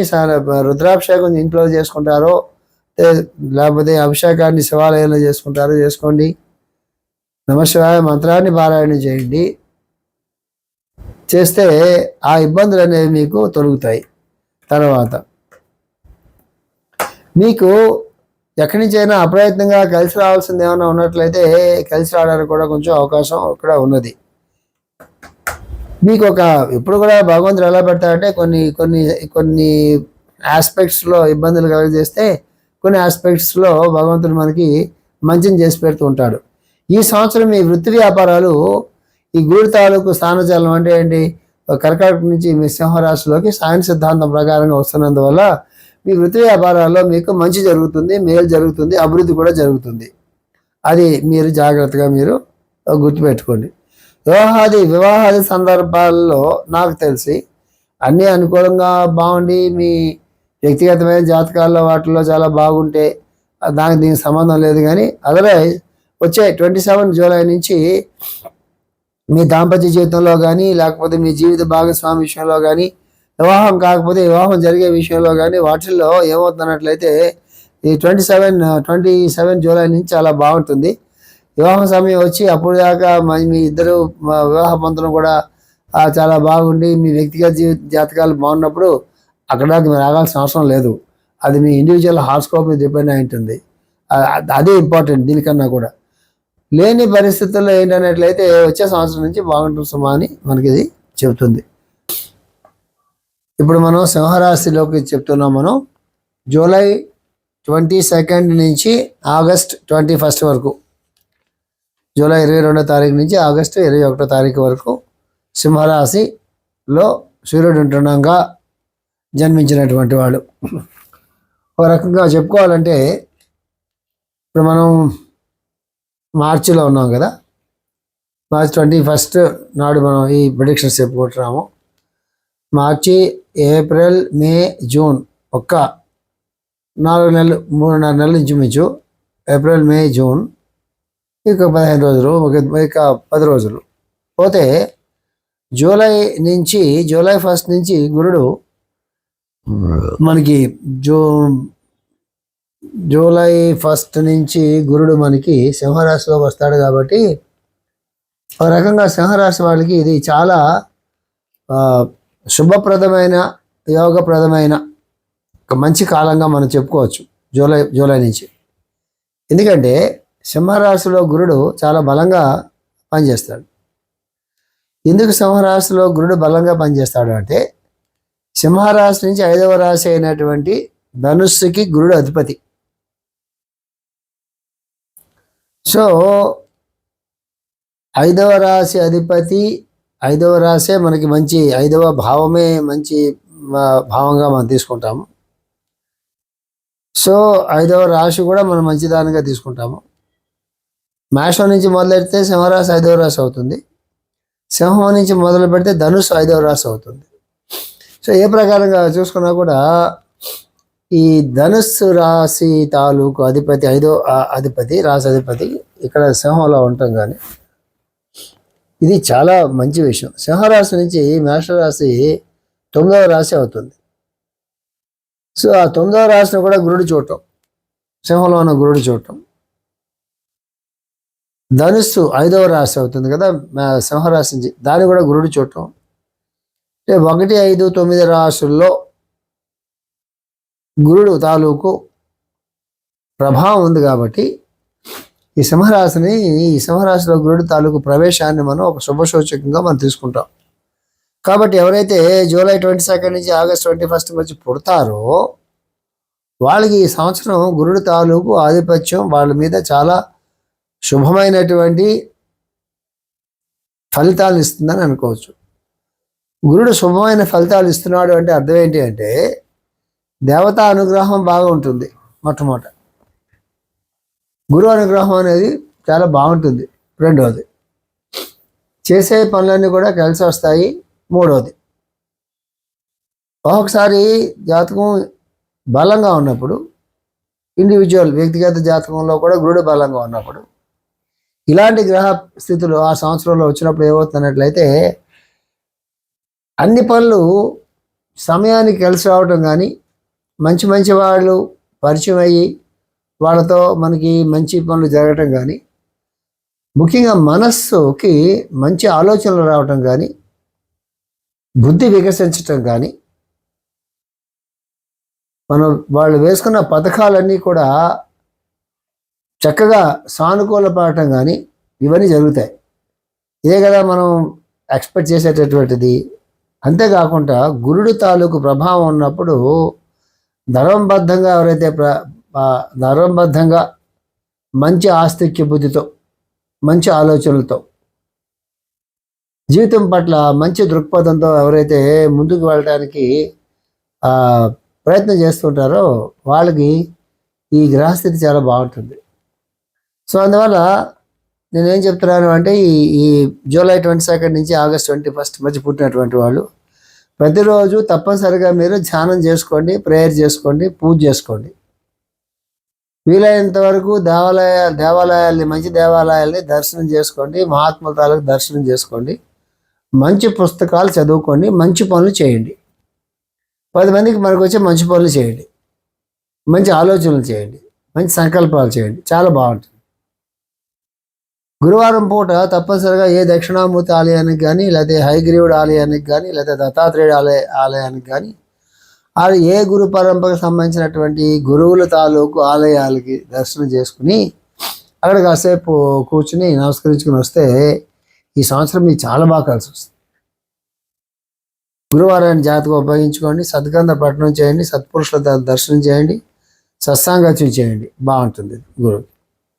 తర్వాత ఈ సంవత్సరం వివాహం కావాల్సినటువంటి ప్రయత్నాలు ఉన్నటువంటి వాళ్ళకి వివాహ ప్రయత్నాలు చాలా చక్కగా అనుకూలిస్తాయి.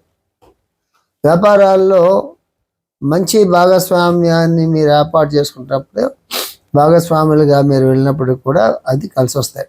జాతకం చూసుకోండి. యాక్చువల్గా దీన్ని బట్టే నిర్ణయాలు చేసుకోవద్దు, వ్యక్తిగత జాతకాలు కూడా చూసుకోండి. కోర్టు వ్యవహారాల్లో వాటిల్లో కూడా మీకు బాగా కలిసి వచ్చేటటువంటి అవకాశం కూడా దీంట్లో ఉంది. తర్వాత విదేశీ చదువులకు కానీ, విదేశీ ప్రయాణాలకు కానీ మళ్ళీ రిపీట్ చేస్తాను. ప్రస్తుతం యుద్ధ వాతావరణంలో ఈ ప్రొడిక్షన్ మీరు ఆస్తిగా తీసుకోవద్దు. అన్ని పరిస్థితులు సానుకూల పడిన సందర్భంలో మాత్రమే అన్నీ మీరు అర్థం చేసుకోండి. అవి చాలా బాగుంటాయి. గురువు దగ్గర నుంచి ఉపదేశం పొందడానికి కానీ, గురువు దగ్గర నుంచి మంచి సలహాలు తీసుకోవటం కానీ, అడుగు జాడలో రావటం కానీ ఈ సంవత్సరం మీకు బాగా కలిసి వస్తుంది. సద్గురువు లభించినట్లయితే అది కండిషన్. తర్వాత మీరు దూర ప్రాంతాలకి వెళ్ళడానికి కూడా ఈ సంవత్సరం కూడా చాలా బాగుంటుంది. తర్వాత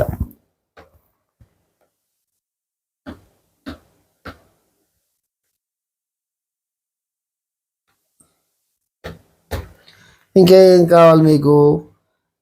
ఎట్లాంటి సాధన చేసుకోవాలని చెప్పాం కదా. గురుపాతకాస్తవం చదువుకోండి, లేదా దత్తస్తవం చదువుకోండి, గురుచరిత్ర పారాయణం చేయండి. ఏదైనా సరే పరమగురువుల తాలూకు సాంప్రదాయంలో కానీ, లేకపోతే ఏ గురు సాంప్రదాయంలో కానీ ముందుకు వెళ్ళడానికి కోసం ప్రయత్నాలు చేసుకోండి. ఓవరాల్గా ఈ సింహరాశి వాళ్ళకి చాలా బాగుందనే మనం చెప్పుకోవాలి. ఓవరాల్గా చాలా బాగుందని చెప్పుకోవాలి. ఈ సంవత్సరాన్ని మీరు చాలా జాగ్రత్తగా ఉపయోగించుకోండి. అట్లాగే సింహరాశి వాళ్ళకి శని వల్ల కూడా ఏ ఇబ్బందులు లేవు కాబట్టి అంచేత మనం ఇక ఏమైనా మధ్యలో కొంచెం ఇబ్బందులు వస్తాయేమో, అధిగమించాలి ఏం చేయాలంటే అంత అవసరం కూడా కలగకపోవచ్చు ఈ సింహరాశిలో.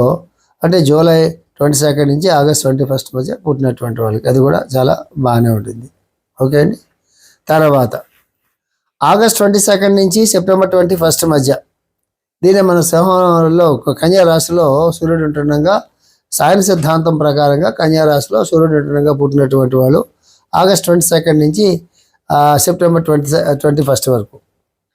సో వీళ్ళకి బాగుందా అన్నట్లయితే గురుడు దగ్గరికి వస్తున్నాడు కాబట్టి వచ్చే సంవత్సరం అంటే 22 వచ్చే సంవత్సరం జూలై 2027 నుంచి గురుడు ఇక్కడికి వస్తాడు కాబట్టి బాగుంటుంది. ప్రస్తుతం బాగలేదా అంటే ప్రస్తుతం దగ్గరికి వస్తున్నాడు కాబట్టి గురుడు బాగానే ఉంటుంది. కాకపోతే మీరు ఏం చేయాలన్నట్లయితే ఈ గురువు తాలూకు అనుగ్రహం తీసుకోవాలనుకున్నాడు మీరు చేయాల్సినటువంటి పరిస్థితి ఏంటన్నట్లయితే మీరు చేయాల్సినటువంటి కార్యక్రమాలు ఏంటన్నట్లయితే దాన ధర్మాలు చేయండి. దాన ధర్మాలు ఆశ్రమాలకు కానీ దేవాలయాలకు కానీ ఎవరైనా చదువుకుంటున్నట్లయితే పేద విద్యార్థులకు కానీ ధార్మికమైనటువంటి కార్యక్రమాలు చేయడం కానీ ఈ సంవత్సరం మీరు చేసినట్లయితే మీకు భగవద్ అనుగ్రహం అనేది లభిస్తుంది. దానివల్ల బాగుంటుంది. ఇక్కడ సాయన సిద్ధాంతం ప్రకారంగా కేతు సంచారం ఉంది కాబట్టి కన్యా రాశిలో కేతు సాయన సిద్ధాంతం ఉన్నాడు కాబట్టి కేతు ఎక్కడ ఉన్నప్పుడు కూడా ఏమవుతుందంటే ఆధ్యాత్మిక సాధనకి, యోగ సాధనకి దానికి బాగా పనికొస్తాడు. కానీ వ్యవహారిక ప్రపంచంలో కేతు అంత ఎక్కువ యోగిచ్చుడు. సో కేతు ఉంటే ఏమవుతుందంటే మనస్సు దిగాలుగా ఉండటం కానీ, లేకపోతే స్మృతి కోల్పోతారని చెప్పలేను కానీ జ్ఞాపక శక్తి తగ్గటం కానీ, కొంచెం అయోమయంగా ఉండటం కానీ, వ్యవహారిక ప్రపంచంలో కొంచెం ఒడిదుడుకులు ఉండటం కానీ, మనస్సు కొంచెం దిగులుగా ఉండటం కానీ జరుగుతూ ఉంటుంది. దాన్ని ఓవర్కమ్ చేయాలన్నట్లయితే మనల్ని ఈ జాతకులు ఏం చేయాలన్నట్లయితే వాళ్ళు కొంచెం యాక్టివేట్ చేసుకోవాలి. ఇప్పుడు యాక్టివ్ లైఫ్లోకి వెళ్ళటం కోసం ప్రయత్నం చేయాలి.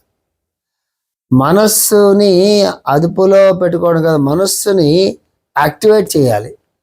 అంటే మంచి పనులు చేసుకోవడం కానీ, మంచి పుస్తకాలు చదువుకోవడం కానీ, 10 మందితో కలిసి మాట్లాడటం కానీ, 10 మందిలో కలిసి తిరగటం కానీ ఇట్లాంటివి చేసినట్లయితే ఈ కేతువు నుంచి బయటపడడానికి అవకాశం ఉంది.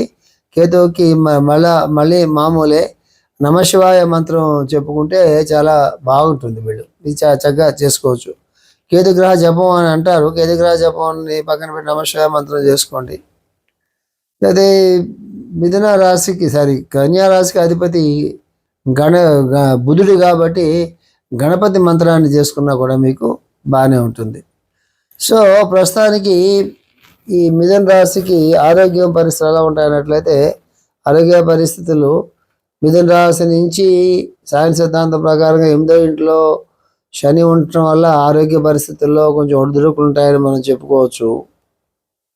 అట్లాగే ఇంద్రగ్రహం కూడా 8వ ఇంట్లో ఉన్నందువల్ల కొంచెం జ్ఞాపక శక్తి లాంటివి తగ్గటం కానీ, లేకపోతే సబ్కాన్షియస్ మైండ్ అనేటటువంటిది ఎక్కువగా పనిచేయటం కానీ, లేకపోతే కొన్ని రకాలైనటువంటి కళలు వచ్చి అవి కొంచెం ఇబ్బంది పడడం కానీ ఇట్లాంటివి ఏమైనా జరిగే అవకాశాలు ఉంటాయి. ఇంద్రుడు తాలూకు ప్రభావం వల్ల శని ప్రభావం ఉంది కాబట్టి ఖచ్చితంగా ఆరోగ్యంలో చాలా జాగ్రత్తగా ఆరోగ్యాన్ని కాపాడుకోవాల్సినటువంటి అవసరం ఉన్నది.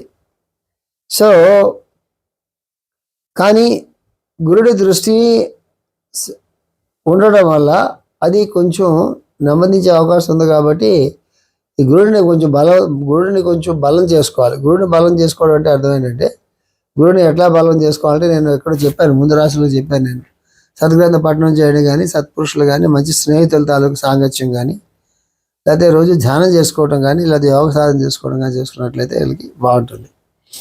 ఈ సంవత్సరంలో ఉండే వివాహానికి సంబంధించినటువంటి కార్యక్రమాలు ఏమైనా పెట్టుకుంటే అన్నీ బాగున్నట్లయితే, ఇండివిజువల్ హార్స్కోప్స్ బాగున్నట్లయితే అదేదో మీరు చేసుకోండి. కానీ అదర్వైజ్ ఒక సంవత్సరం పాటు ఆగితే ఇంకొంచెం మంచిగా జరిగే అవకాశం ఉన్నది. అన్నీ బాగుంటే ఆగమని నేను చెప్పట్లేదు, కానీ పరిస్థితులను బట్టి మీరు చేసుకోండి. తర్వాత ఉద్యోగ వ్యాపారాలు లాంటివి ఏవైతే ఉన్నాయో అవి కొంచెం బాగానే ఉండేటటువంటి అవకాశం ఉన్నది. ప్రయత్నం చేసుకుంటే అందులో లాభాలు అవి కూడా వచ్చే అవకాశం కూడా మీకు ఉన్నది.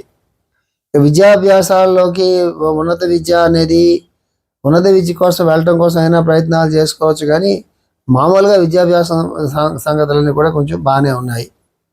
తర్వాత కోర్టు వ్యవహారాలు లాంటివి ఏమైనా ఉన్నప్పుడు మాత్రం కొంచెం జాగ్రత్తగా వాటి వ్యవహారాలు చూసుకోండి. దాంపత్యంలో ఏమైనా ఇబ్బందులు ఉన్నట్లయితే మాత్రం వాటిని కూడా మీరు చాలా జాగ్రత్తగా హ్యాండిల్ చేసుకోవాల్సిన అవసరం ఉంది. ఇది కన్యా రాశికి సంబంధించినటువంటిది. నెక్స్ట్ సెప్టెంబర్ 22 నుంచి అక్టోబర్ 22 మధ్య పుట్టినటువంటి వీళ్ళు సాయన సిద్ధాంతం ప్రకారంగా సూర్యుడు తులారాశిలో ఉన్నప్పుడు పుట్టినటువంటి వాళ్ళు, సెప్టెంబర్ 22 నుంచి అక్టోబర్ 22 మధ్య తారీఖుల మధ్య పుట్టినటువంటి వాళ్ళు. ఈ సంవత్సరం మనం జగలగ్నం వేసుకున్నట్లయితే ఇది ఈ లగ్నం ఇక్కడ మనకి అంటే సూర్యుడు కరెక్ట్గా ఏ సమయానికి మేషరాశిలో ప్రవేశించాడని మనం ఇండియాకి చార్ట్ వేసుకున్నట్లయితే మనకి ఇది తులాలగ్నం వచ్చింది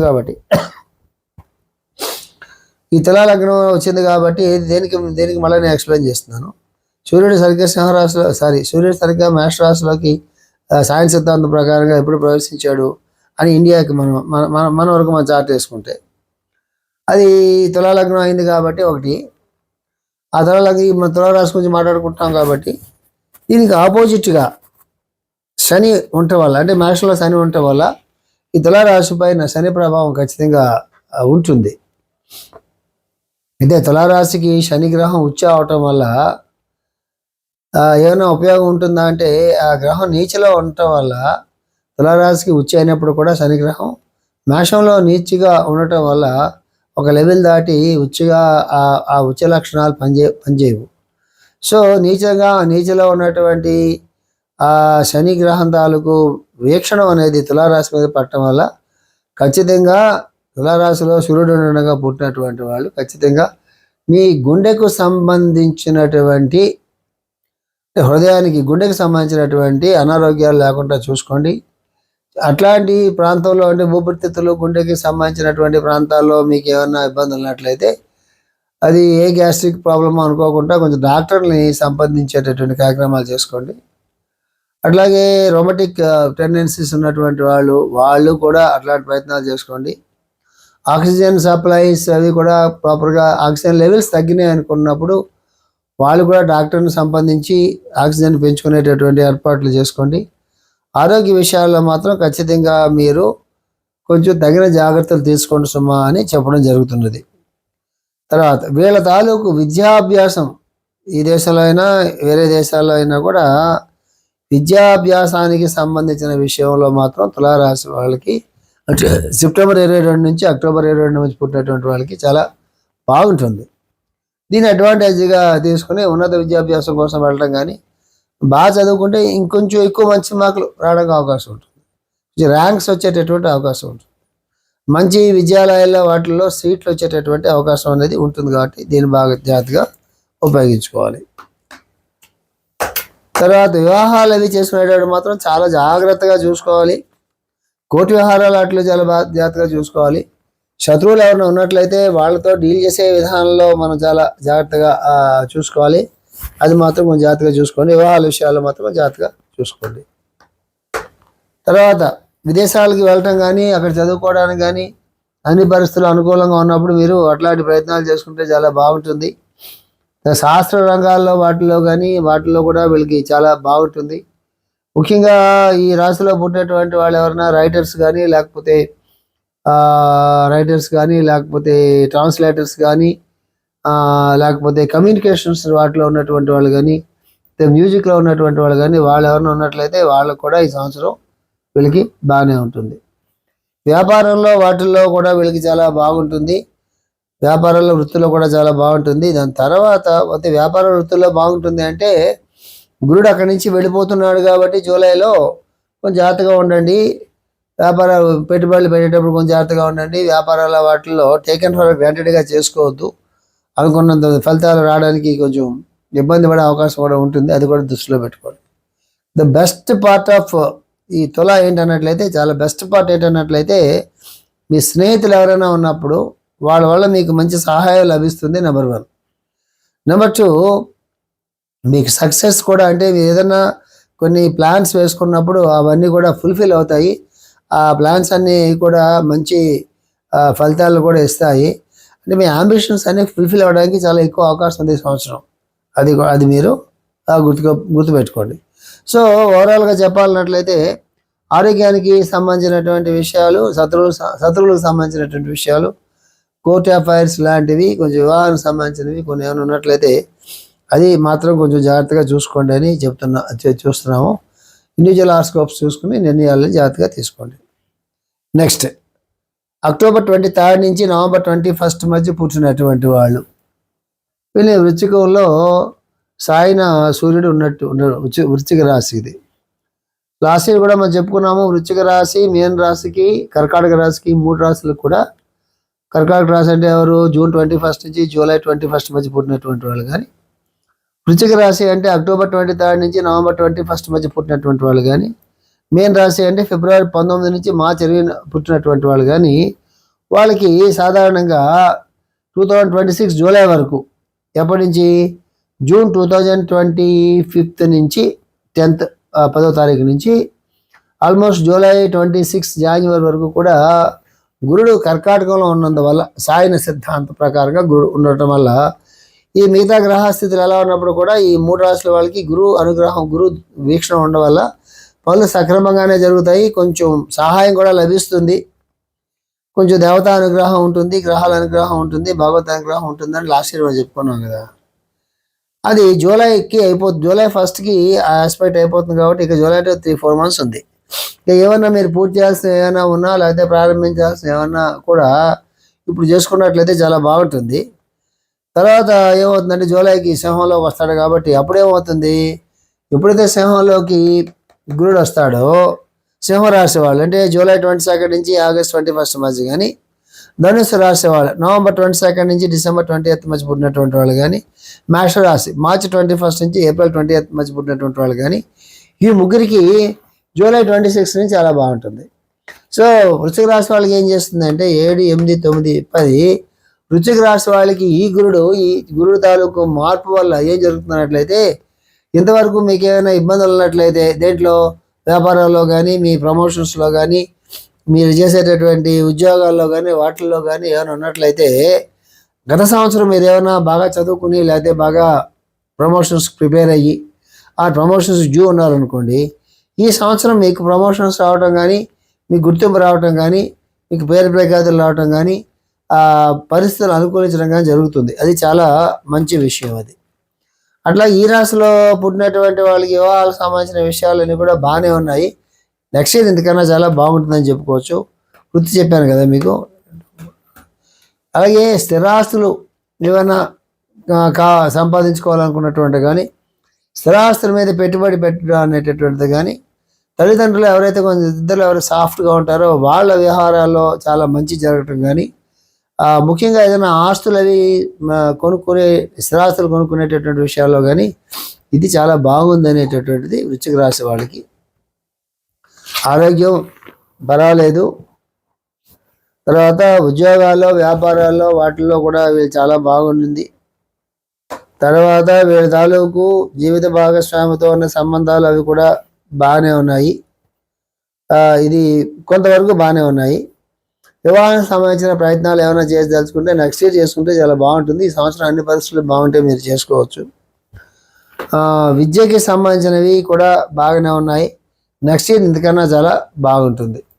ఇది వృశ్చిక రాశికి సంబంధించినటువంటి ఫలితాలు. మనం నెక్స్ట్ రాశి ధనుసు రాశి, నవంబర్ 22 నుంచి డిసెంబర్ 20 మధ్య పుట్టినటువంటి వాళ్ళు. అంటే సైన్స్ సిద్ధాంతం ప్రకారంగా సూర్యుడు ధనుస్సులో ఉంటాడు అప్పుడు, నవంబర్ 22 నుంచి డిసెంబర్ 20 వరకు. చెప్పే కదా సింహరాశి ఇప్పుడు చెప్పాను. సింహరాశిలోకి గురుడు జూలై 26న వస్తాడు కాబట్టి ఈ ధనుసు రాశి వాళ్ళకి ఆ గురుడు చాలా ఎక్కువ ఉపయోగపడతాడు. ఎందుకు ఉపయోగపడతాడు ధనుసు రాశికి అన్నట్లయితే, ధనుసు రాశి రాశి చక్రంలో 9వ రాశి. ఈ ఎక్స్ప్లెనేషన్ మీకు ఎందుకు ఇస్తున్నాను అంటే, మేము చెప్పిందంతా మీరు వినేసి ఫాలో అవ్వడం ఒకటే కాకుండా మీకు కూడా కొంచెం ఎవరికైనా ఈ జ్యోతిష్ శాస్త్రంతో కొంచెం పరిచయం ఉన్నప్పుడు జాతకాలు ఎట్లా చూసుకోవాలి అంటే వ్యక్తిగత జాతకాలు కూడా చూసుకోవడానికి కావాల్సినటువంటి కొన్ని క్లూస్ నేను మీకు ఇస్తున్నాను. లేకపోతే ప్రిడిక్షన్స్ చెప్పేసి ఊరుకుంటే 12 రాశులు ఒక అరగంటలో చెప్పేస్తే అయిపోతుంది. కానీ ఎందుకు ఈ క్లూస్ ఇస్తున్నాను అంటే మీరు కూడా సొంతంగా మీ జాతక చక్రాలు చూసుకోవడానికి అవకాశం ఉంటుంది అని. సో ధనుసు రాశి గురించి చెప్పుకుంటూ సింహం గురించి ఎందుకు చెప్పుకుంటామంటే, సింహరాశిలో గురుడు వస్తున్నాడు అంటే అర్థం ఏంటంటే, ధనుసు నుంచి సింహము 9వ రాశి. మొత్తం రాశి చక్రంలో ధనుస్సు 9వ రాశి. ఈ ధనుస్సుకి అధిపతి గురుడు. ఈ ధనుసు రాశికి అధిపతి అయిన గురుడు తన నుంచి 9వ రాశిలోకి వస్తున్నాడు కాబట్టి అది చాలా శుభ సూచకం. గురుడు 5వ ఇంట్లో ఉన్నా 9వ ఇంట్లో ఉన్నా కూడా ఇండివిజువల్ హారోస్కోప్స్లో కూడా గురుడు కానీ 5వ ఇంట్లో ఉన్నా 9వ ఇంట్లో ఉన్నా లగ్నంలో ఉన్నా కూడా అది చాలా శుభంగా మనం చూసుకోవాలి. ముఖ్యంగా 9వ ఇంట్లో గురుడు చాలా బలంగా ఉంటాడు. 9వ రాశిలో ధనుసులో కానీ మన జాతకంలో 9వ భావంలో గురుడు ఉన్నప్పుడు కూడా చాలా బాగుంటాడు. ముఖ్యంగా ఈ మేష సింహ ధనుస్సు వాళ్ళకి ఇంకా ఆయన బలంగా ఉంటాడు. సో అలాంటి గురుడు 9వ ధనుసు నుంచి 9వ రాశి అయినటువంటి సింహంలోకి వస్తున్నాడు కాబట్టి ఆ గురుడికి తనే ధనుసే అధిపతి కాబట్టి ఈ గురుడు తాలూకు పరిపూర్ణమైనటువంటి శుభ లక్షణాలు ఏవైతే ఉంటాయో అవి ధనుసు రాశి మీద పనిచేస్తాయి కాబట్టి ఇది ఒక అదృష్ట యోగంగా మనం తీసుకోవాలి. తన అధిపతే తన్ని మంచి దృష్టితో చూస్తున్నాడు కాబట్టి చాలా అదృష్టమైనట్టు యోగంగా తీసుకొని రేపు జూలై నుంచి వీళ్ళు మనం పదే గురుడు గురించి చెప్పుకుంటున్నాం కదా, సద్గ్రంథ పఠనం కానీ, మంచి ప్రయత్నాలు చేసుకోవడం కానీ, పెద్దవాళ్ళని కలవటం కానీ, వాళ్ళ ఆశీస్సులు తీసుకోవడం కానీ, వాళ్ళ తాలూకు సలహా సంపత్తి తీసుకోవటం కానీ, వాళ్ళ సహకారం తీసుకోవటం కానీ ముఖ్యంగా, లేకపోతే ఆధ్యాత్మిక స్థలాలని దర్శించటం కానీ, ఆ ప్రాంతంలోకి వెళ్ళి కాసేపు 2-3 రోజులు అక్కడ ఉండటం కానీ, కనీసం ఒక రోజైనా అక్కడ ఉండి అక్కడ ఉండేటటువంటి దేవతామూర్తులను దర్శనం చేసుకుని, ఆశ్రమాలు అయితే మహాత్ములను దర్శనం చేసుకుని కలిసి వాళ్ళ దగ్గర కొన్ని సలహాలు తీసుకోవటం కానీ, ఉపదేశం పొందడానికి కానీ ఇవన్నిటికీ చాలా బాగుంటుంది. అంతేకాకుండా విద్యార్థులు ఎవరైనా ఉన్నట్లయితే వాళ్ళు చక్కగా చదువుకున్నంతా వాళ్ళకి గుర్తుంటుంది. ఇంతవరకు అర్థం కాని విషయాలన్నీ కూడా వాళ్ళకి బాగా అర్థమవుతూ ఉంటాయి, వాళ్ళ మనసుకి స్ఫురిస్తూ ఉంటాయి. వీళ్ళ గురువులు ఎవరైతే ఉంటారో, గురువులు కావచ్చు, ఉపాధ్యాయులు కావచ్చు, ఎవరైనా టీచర్స్ ఎవరైనా కావచ్చు, వాళ్ళకు కూడా వీళ్ళకి ఇంకా అర్థమయ్యేలాగా చెప్పాలని అనిపిస్తూ ఉంటుంది. వీళ్ళకి కూడా తెలియని అడగాలనిపిస్తూ ఉంటుంది.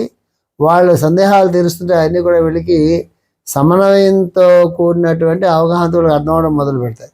ఎందుకన్నా జీవితంలో కావాల్సిందే ఉంది. అట్లాంటి ఒక మంచి స్థితిలోకి ధనుసు రాశి వచ్చింది కాబట్టి ఈ ధనుసు రాశి వాళ్ళు దీన్ని పరిపూర్ణంగా ఉపయోగించుకోవాలి. అంటే ఇక్కడ ఒక మంచి విషయం చెప్తాను, అస్ట్రాలజీకి సంబంధించకపోయినా ఒక మంచి విషయం చెప్తాను.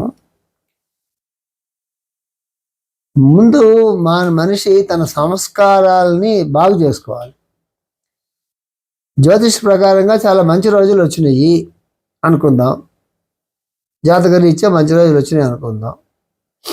మంచి రోజులు వస్తే ఏం జరుగుతుంది తెలుసా? మంచి రోజులు వస్తే అంతా మంచిగా జరగాలని అనుకోకపోగా మంచి అవకాశం వచ్చింది,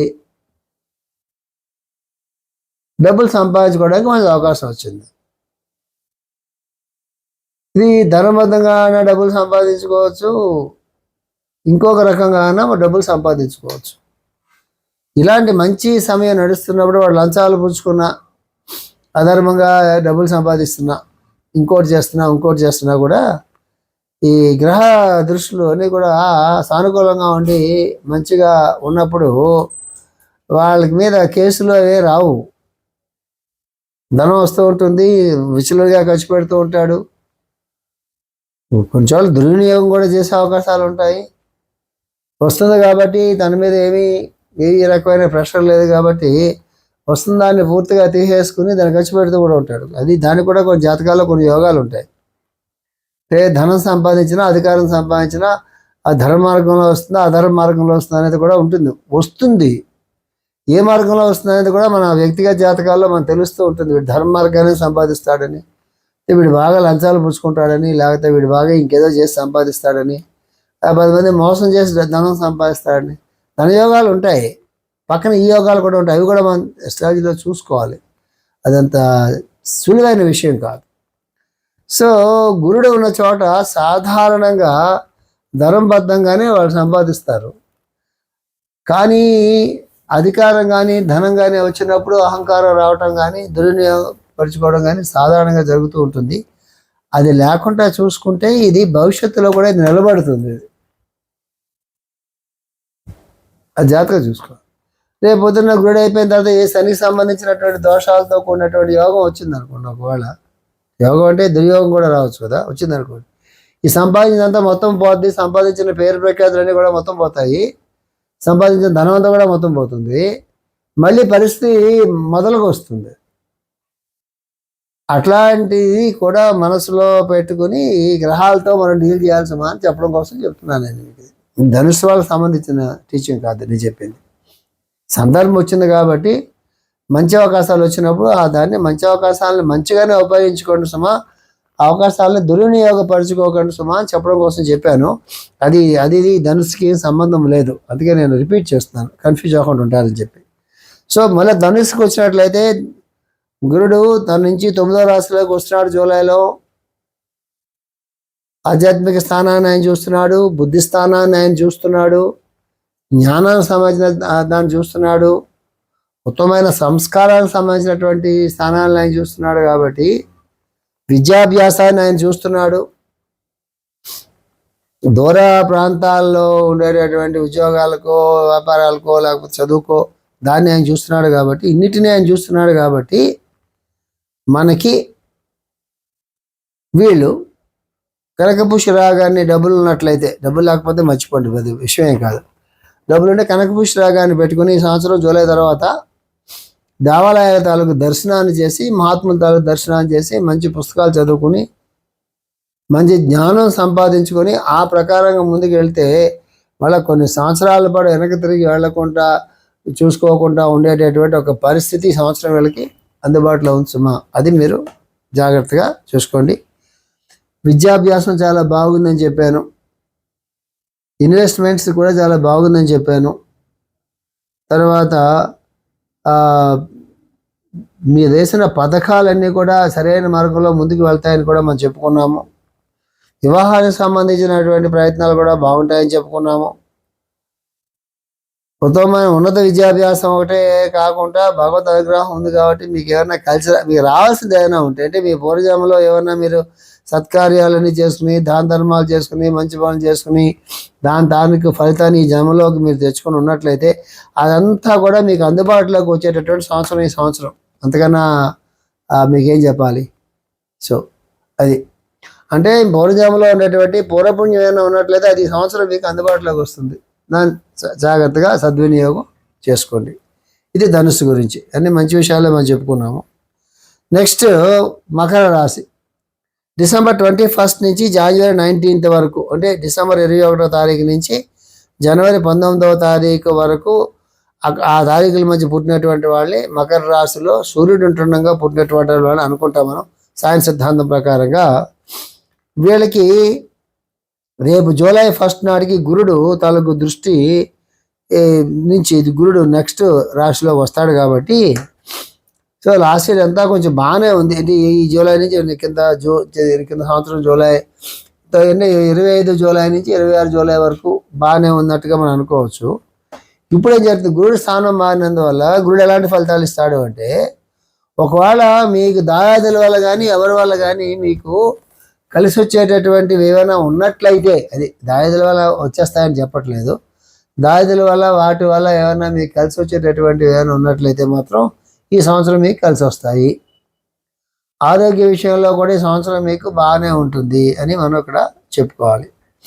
కాకపోతే ఇంట్లో ఎవరైనా తల్లిదండ్రుల్లో ఎవరైతే కొంచెం పాసివ్గా ఉంటారో, ముఖ్యంగా మన భారతదేశంలో కొంచెం మంచిగా సాఫ్ట్గా ఉండేది తల్లులే కదా. సో ఇంట్లో కానీ ఎవరైనా వృద్ధులు ఎవరైనా ఉన్నట్లయితే మాత్రం వాళ్ళ ఆరోగ్య విషయంలో మాత్రం కొంచెం మీరు కేర్ఫుల్గా ఉండాల్సిన అవసరం ఖచ్చితంగా ఉంది అనేది మీరు గుర్తుపెట్టుకోండి. అట్లాగే మీరు నుయ్యిలవి తప్పి ఇంట్లో ఏమైనా కొత్త ఇల్లు కట్టుకుందాం అనుకున్నా, లేకపోతే కొత్త ఇంట్లో ఏదైనా మంచి బావి ఏమైనా తవ్వించాలనుకున్నా, అలాంటి పరిస్థితులు ఉంటే మాత్రం కొంచెం అంత సానుకూలంగా ఉండకపోవచ్చు పరిస్థితులు. జాగ్రత్తగా దాన్ని గమనించుకొని మీరు చేసుకోండి. తర్వాత వీళ్ళ తాలూకు విద్యాభ్యాసానికి సంబంధించినటువంటి పరిస్థితులు పర్వాలేదు, నెక్స్ట్ ఇయర్ ఇంకా చాలా బాగుంటాయి. 8 వివాహానికి వాటికి సంబంధించిన విషయాలు ఏమైనా ఉన్నట్లయితే కొంచెం తొందరపడి మంచి సంబంధాలు ఏమైనా కుదిరితే మాత్రం రేపు జూలై లోపున చేసుకున్నట్లయితే మంచి ముహూర్తాలు ఏమైనా ఉండి సంబంధాలు మంచివి కుదిరి, వ్యక్తిగతమైన జాతకాల్లో కూడా అట్లాంటి ఇండికేషన్స్ ఉన్నట్లయితే దాని గురించి మీరు కొంచెం సీరియస్గా ఆలోచించండి అని చెప్పాను నేను. తర్వాత ఈ ఉన్నత విద్యాభ్యాసానికి సంబంధించిన అవి కూడా కొంచెం ఒక 1 year ఆగినట్లయితే ఇంకొంచెం బాగుంటుంది. అన్ని పరిస్థితులు బాగుండి వ్యక్తిగతంగా మీ జాతకాలు కూడా బాగుంటే అది నేను చెప్పలేను, కానీ అదర్వైజ్ నెక్స్ట్ ఇయర్ నుంచి ఈ పరిస్థితులు కొంచెం విద్యాభ్యాసానికి సంబంధించిన పరిస్థితులు మాత్రం నెక్స్ట్ ఇయర్ నుంచి కూడా బాగుంటాయి. మనం ఈ సంవత్సరం వ్యాపారాలకు సంబంధించిన విషయాల్లో కొంచెం పురోభివృద్ధి కనిపించేటటువంటి అవకాశం ఉన్నది. మధ్య మధ్యలో కొన్ని అడ్డంకులు ఉన్నప్పటికీ కూడా కొంచెం సానుకూలంగా ఉండేటటువంటి పరిస్థితి ఒకటి మనకి మకర రాశి వాళ్ళకి ఉన్నది. నెక్స్ట్ కుంభరాశి. జనవరి 20 నుంచి ఫిబ్రవరి 18 వరకు, జనవరి 20వ తారీఖు నుంచి ఫిబ్రవరి 18వ తారీఖు మధ్యలో ఎవరైతే పుడతారో వాళ్ళని కుంభరాశి వాళ్ళు అని అంటాం మనం. కుంభరాశి వాళ్ళ మీద కూడా ఈ జూన్ నెల నుంచి గురుడు తాలూకు దృష్టి పడుతుంది కాబట్టి వీళ్ళు కూడా మంచి రోజులే అని మనం చెప్పుకోవచ్చు. ముఖ్యంగా వివాహాది ప్రయత్నాలకు కానీ, వ్యాపారంలో భాగస్వామ్యాలు కానీ, లేకపోతే కోర్టుకు సంబంధించినటువంటి వ్యవహారాలు కానీ, లేకపోతే స్నేహితులతో సంబంధించినటువంటి వ్యవహారాల్లో కానీ, శ్రేయోభిలాషుల తాలూకు సహకారాలు కానీ, తర్వాత ఆర్థికపరమైనటువంటి సందర్భాల్లో కానీ ఈ కుంభరాశి వాళ్ళకి బాగానే ఉంది సుమా అని మనం చెప్పుకోవాలి. ఓకే, విద్యాభ్యాసానికి సంబంధించిన వ్యవహారాల్లో కూడా బాగుంది అని మనం చెప్పుకోవాలి. ఓవరాల్గా కుంభరాశి వాళ్ళకి చిన్న చిన్న ప్రయాణాల్లో వాటిల్లో ఉండే ఇబ్బందులు లాంటివి తప్పిస్తే మిగతా సందర్భాల్లో ఏది ఆరోగ్యం కానీ, పెట్టుబడుల విషయాల్లో కానీ, లేకపోతేనేమో విద్యాభ్యాసం విషయాల్లో కానీ, వ్యాపార విషయాల్లో కానీ అన్నిటిలో కూడా బాగానే ఉంది సుమా అని మనం కుంభరాశి వాళ్ళ గురించి మనం చెప్పుకోవచ్చు. ఇక చివరి రాశి మీనరాశి. సో మీనరాశిలో మనకి ఎంతవరకు 2025 మే వరకు మీన రాశిలో ఉన్నటువంటి శని మనకి 2026 25 మే నుంచి మనకి వచ్చాడు కాబట్టి, ఎక్కడికి మన మేషంలోకి వచ్చాడు కాబట్టి మీన రాశి వాళ్ళ ఆరోగ్యంలో కొంచెం అభివృద్ధి ఖచ్చితంగా ఉంటుందని చెప్పి నేను అనుకుంటున్నాను. సో అది అంటే శని అక్కడి నుంచి వచ్చేసేయడం వల్ల, రాశిని దాటి బయటకు వచ్చేయడం వల్ల సైన్స్ సిద్ధాంతం లెక్క కాలిక్యులేషన్ ప్రకారంగా ఆరోగ్య విషయాల్లో కొంచెం బాగానే ఉంటుంది అనుకుంటున్నాను. కానీ మీరు ఎవరైనా థైరాయిడ్ కాదు, యాక్చువల్గా థైరాయిడ్కి సంబంధించింది కాదు, కానీ మీ వాక్కుకి సంబంధించినటువంటిది కానీ, మీ ఇన్వెస్ట్మెంట్కి సంబంధించినటువంటి దాంట్లో కానీ వాటిలో కొంచెం జాగ్రత్తగా చూసుకోండి, అది కొంచెం జాగ్రత్తగా చూసుకోండి. కానీ మీరు జూలై తర్వాత వచ్చేటప్పటికల్లా మీ ఇన్వెస్ట్మెంట్స్ అవన్నీ కూడా మీకు మంచి ఫలితాలను ఇచ్చేటటువంటి ఒక అవకాశం అనేది ఖచ్చితంగా ఉంది. మీలో ఎవరైనా ఈ మీన రాశిలో, అని మళ్ళీ రిపీట్ చేస్తున్నాను, ఫిబ్రవరి 19 నుంచి 20th పుట్టినటువంటి వాళ్ళు, టీచర్స్ కానీ, లాయర్స్ కానీ, వృత్తిగా గలటువంటి వాళ్ళు ఎవరైనా ఉన్నట్లయితే వాళ్ళు కౌన్సిలింగ్ ఇచ్చేటటువంటి వాళ్ళు కానీ, వాళ్ళకి మంచి రోజులు వస్తాయి కాబట్టి జాగ్రత్తగా వాళ్ళు దాన్ని ఉపయోగించుకోవాల్సిన అని చెప్పుకుంటున్నాము. అట్లాగే ఏదైనా స్థిరాతికి సంబంధించినటువంటివి, ఫిక్స్డ్ ప్రాపర్టీకి సంబంధించినటువంటివి ఏదైనా అట్లాంటి ఇన్వెస్ట్మెంట్స్ చేసుకున్నా కూడా జూలై తర్వాత చేసుకోండి, మీకు అది కూడా చాలా బాగానే ఉంటుంది సుమా అని చెప్తున్నాం. అట్లాగే ఎవరికైనా మీరు అప్పులవి ఇచ్చున్నారనుకోండి, అవన్నీ కూడా వసూలు చేసుకోవడానికి కావాల్సినటువంటి ఒక అవకాశం కూడా మీకు వస్తుంది కాబట్టి జాగ్రత్తగా ఎవరికైనా మీరు అప్పులు ఇచ్చినట్లయితే ఆ అప్పుల్ని వెనక్కి రాబట్టుకోవడానికి కావాల్సినటువంటి ఒక మంచి అవకాశం కూడా మీకు వస్తుంది. వివాహాలకి వాటికి సంబంధించినటువంటి విషయాల్లో మాత్రం అది మళ్ళీ మనం చెప్పుకుంటున్నట్టుగా అన్నీ బాగా కలిసి వచ్చి మీ ఇండివిజువల్ హార్స్కోప్స్ అన్నీ బాగున్నట్లయితే అది వేరే విషయం. కానీ అదర్వైజ్ వచ్చే సంవత్సరం దాకా ఆగినట్లయితే అప్పటికి వివాహాది ప్రయత్నాలు సానుకూల పడమే కాకుండా కోర్టులో మీకు ఏమైనా వ్యవహారాలు అన్నట్లయితే అవన్నీ కూడా మీకు అనుకూలంగా తీర్పులు వచ్చేటటువంటి అవకాశం అనేది మనకి ఇక్కడ ఉన్నది. 7, 8, 9, 10. అట్లాగే వ్యాపారాల్లో వాటిల్లో మీరు ఎప్పుడైనా పెట్టుబడులు పెట్టినా కానీ, వ్యాపారాలు చేస్తున్నా కానీ, వ్యాపారాల్లో మీరు ముందుకి వెళ్ళి ఇంకొంచెం మరిన్ని ఇన్వెస్ట్మెంట్స్ చేసుకుందాం అనుకున్నట్లు కానీ అలాంటి ప్రయత్నాలు చేసినట్లయితే మాత్రం జూలై తర్వాత మీరు ఆ ప్రయత్నాలు చేస్తే మీ వృత్తిలో రాణింపు రావడం కానీ, మీ ప్రమోషన్స్ రావడం కానీ, వ్యాపారాలు బాగుండటం కానీ, సమాజంలో కొంచెం రాణింపు రావడం కానీ, పెద్దవాళ్ళు మిమ్మల్ని గుర్తించడం కానీ, మీ సేవలు గుర్తించడం కానీ, ఇవన్నీ కూడా మీకు జూలై నుంచి బాగుంటుంది. ఇది మీన రాశి గురించి నేను చాలా డీటెయిల్డ్గా మీకేం చెప్పలేదు, నేను క్లుప్తంగా చెప్పాను. ఒకసారి ఈ 12 రాశులు అయిపోయింది కాబట్టి ఓవరాల్గా నేను మీకు చెప్తున్నాను, జాగ్రత్తగా అర్థం చేసుకోండి.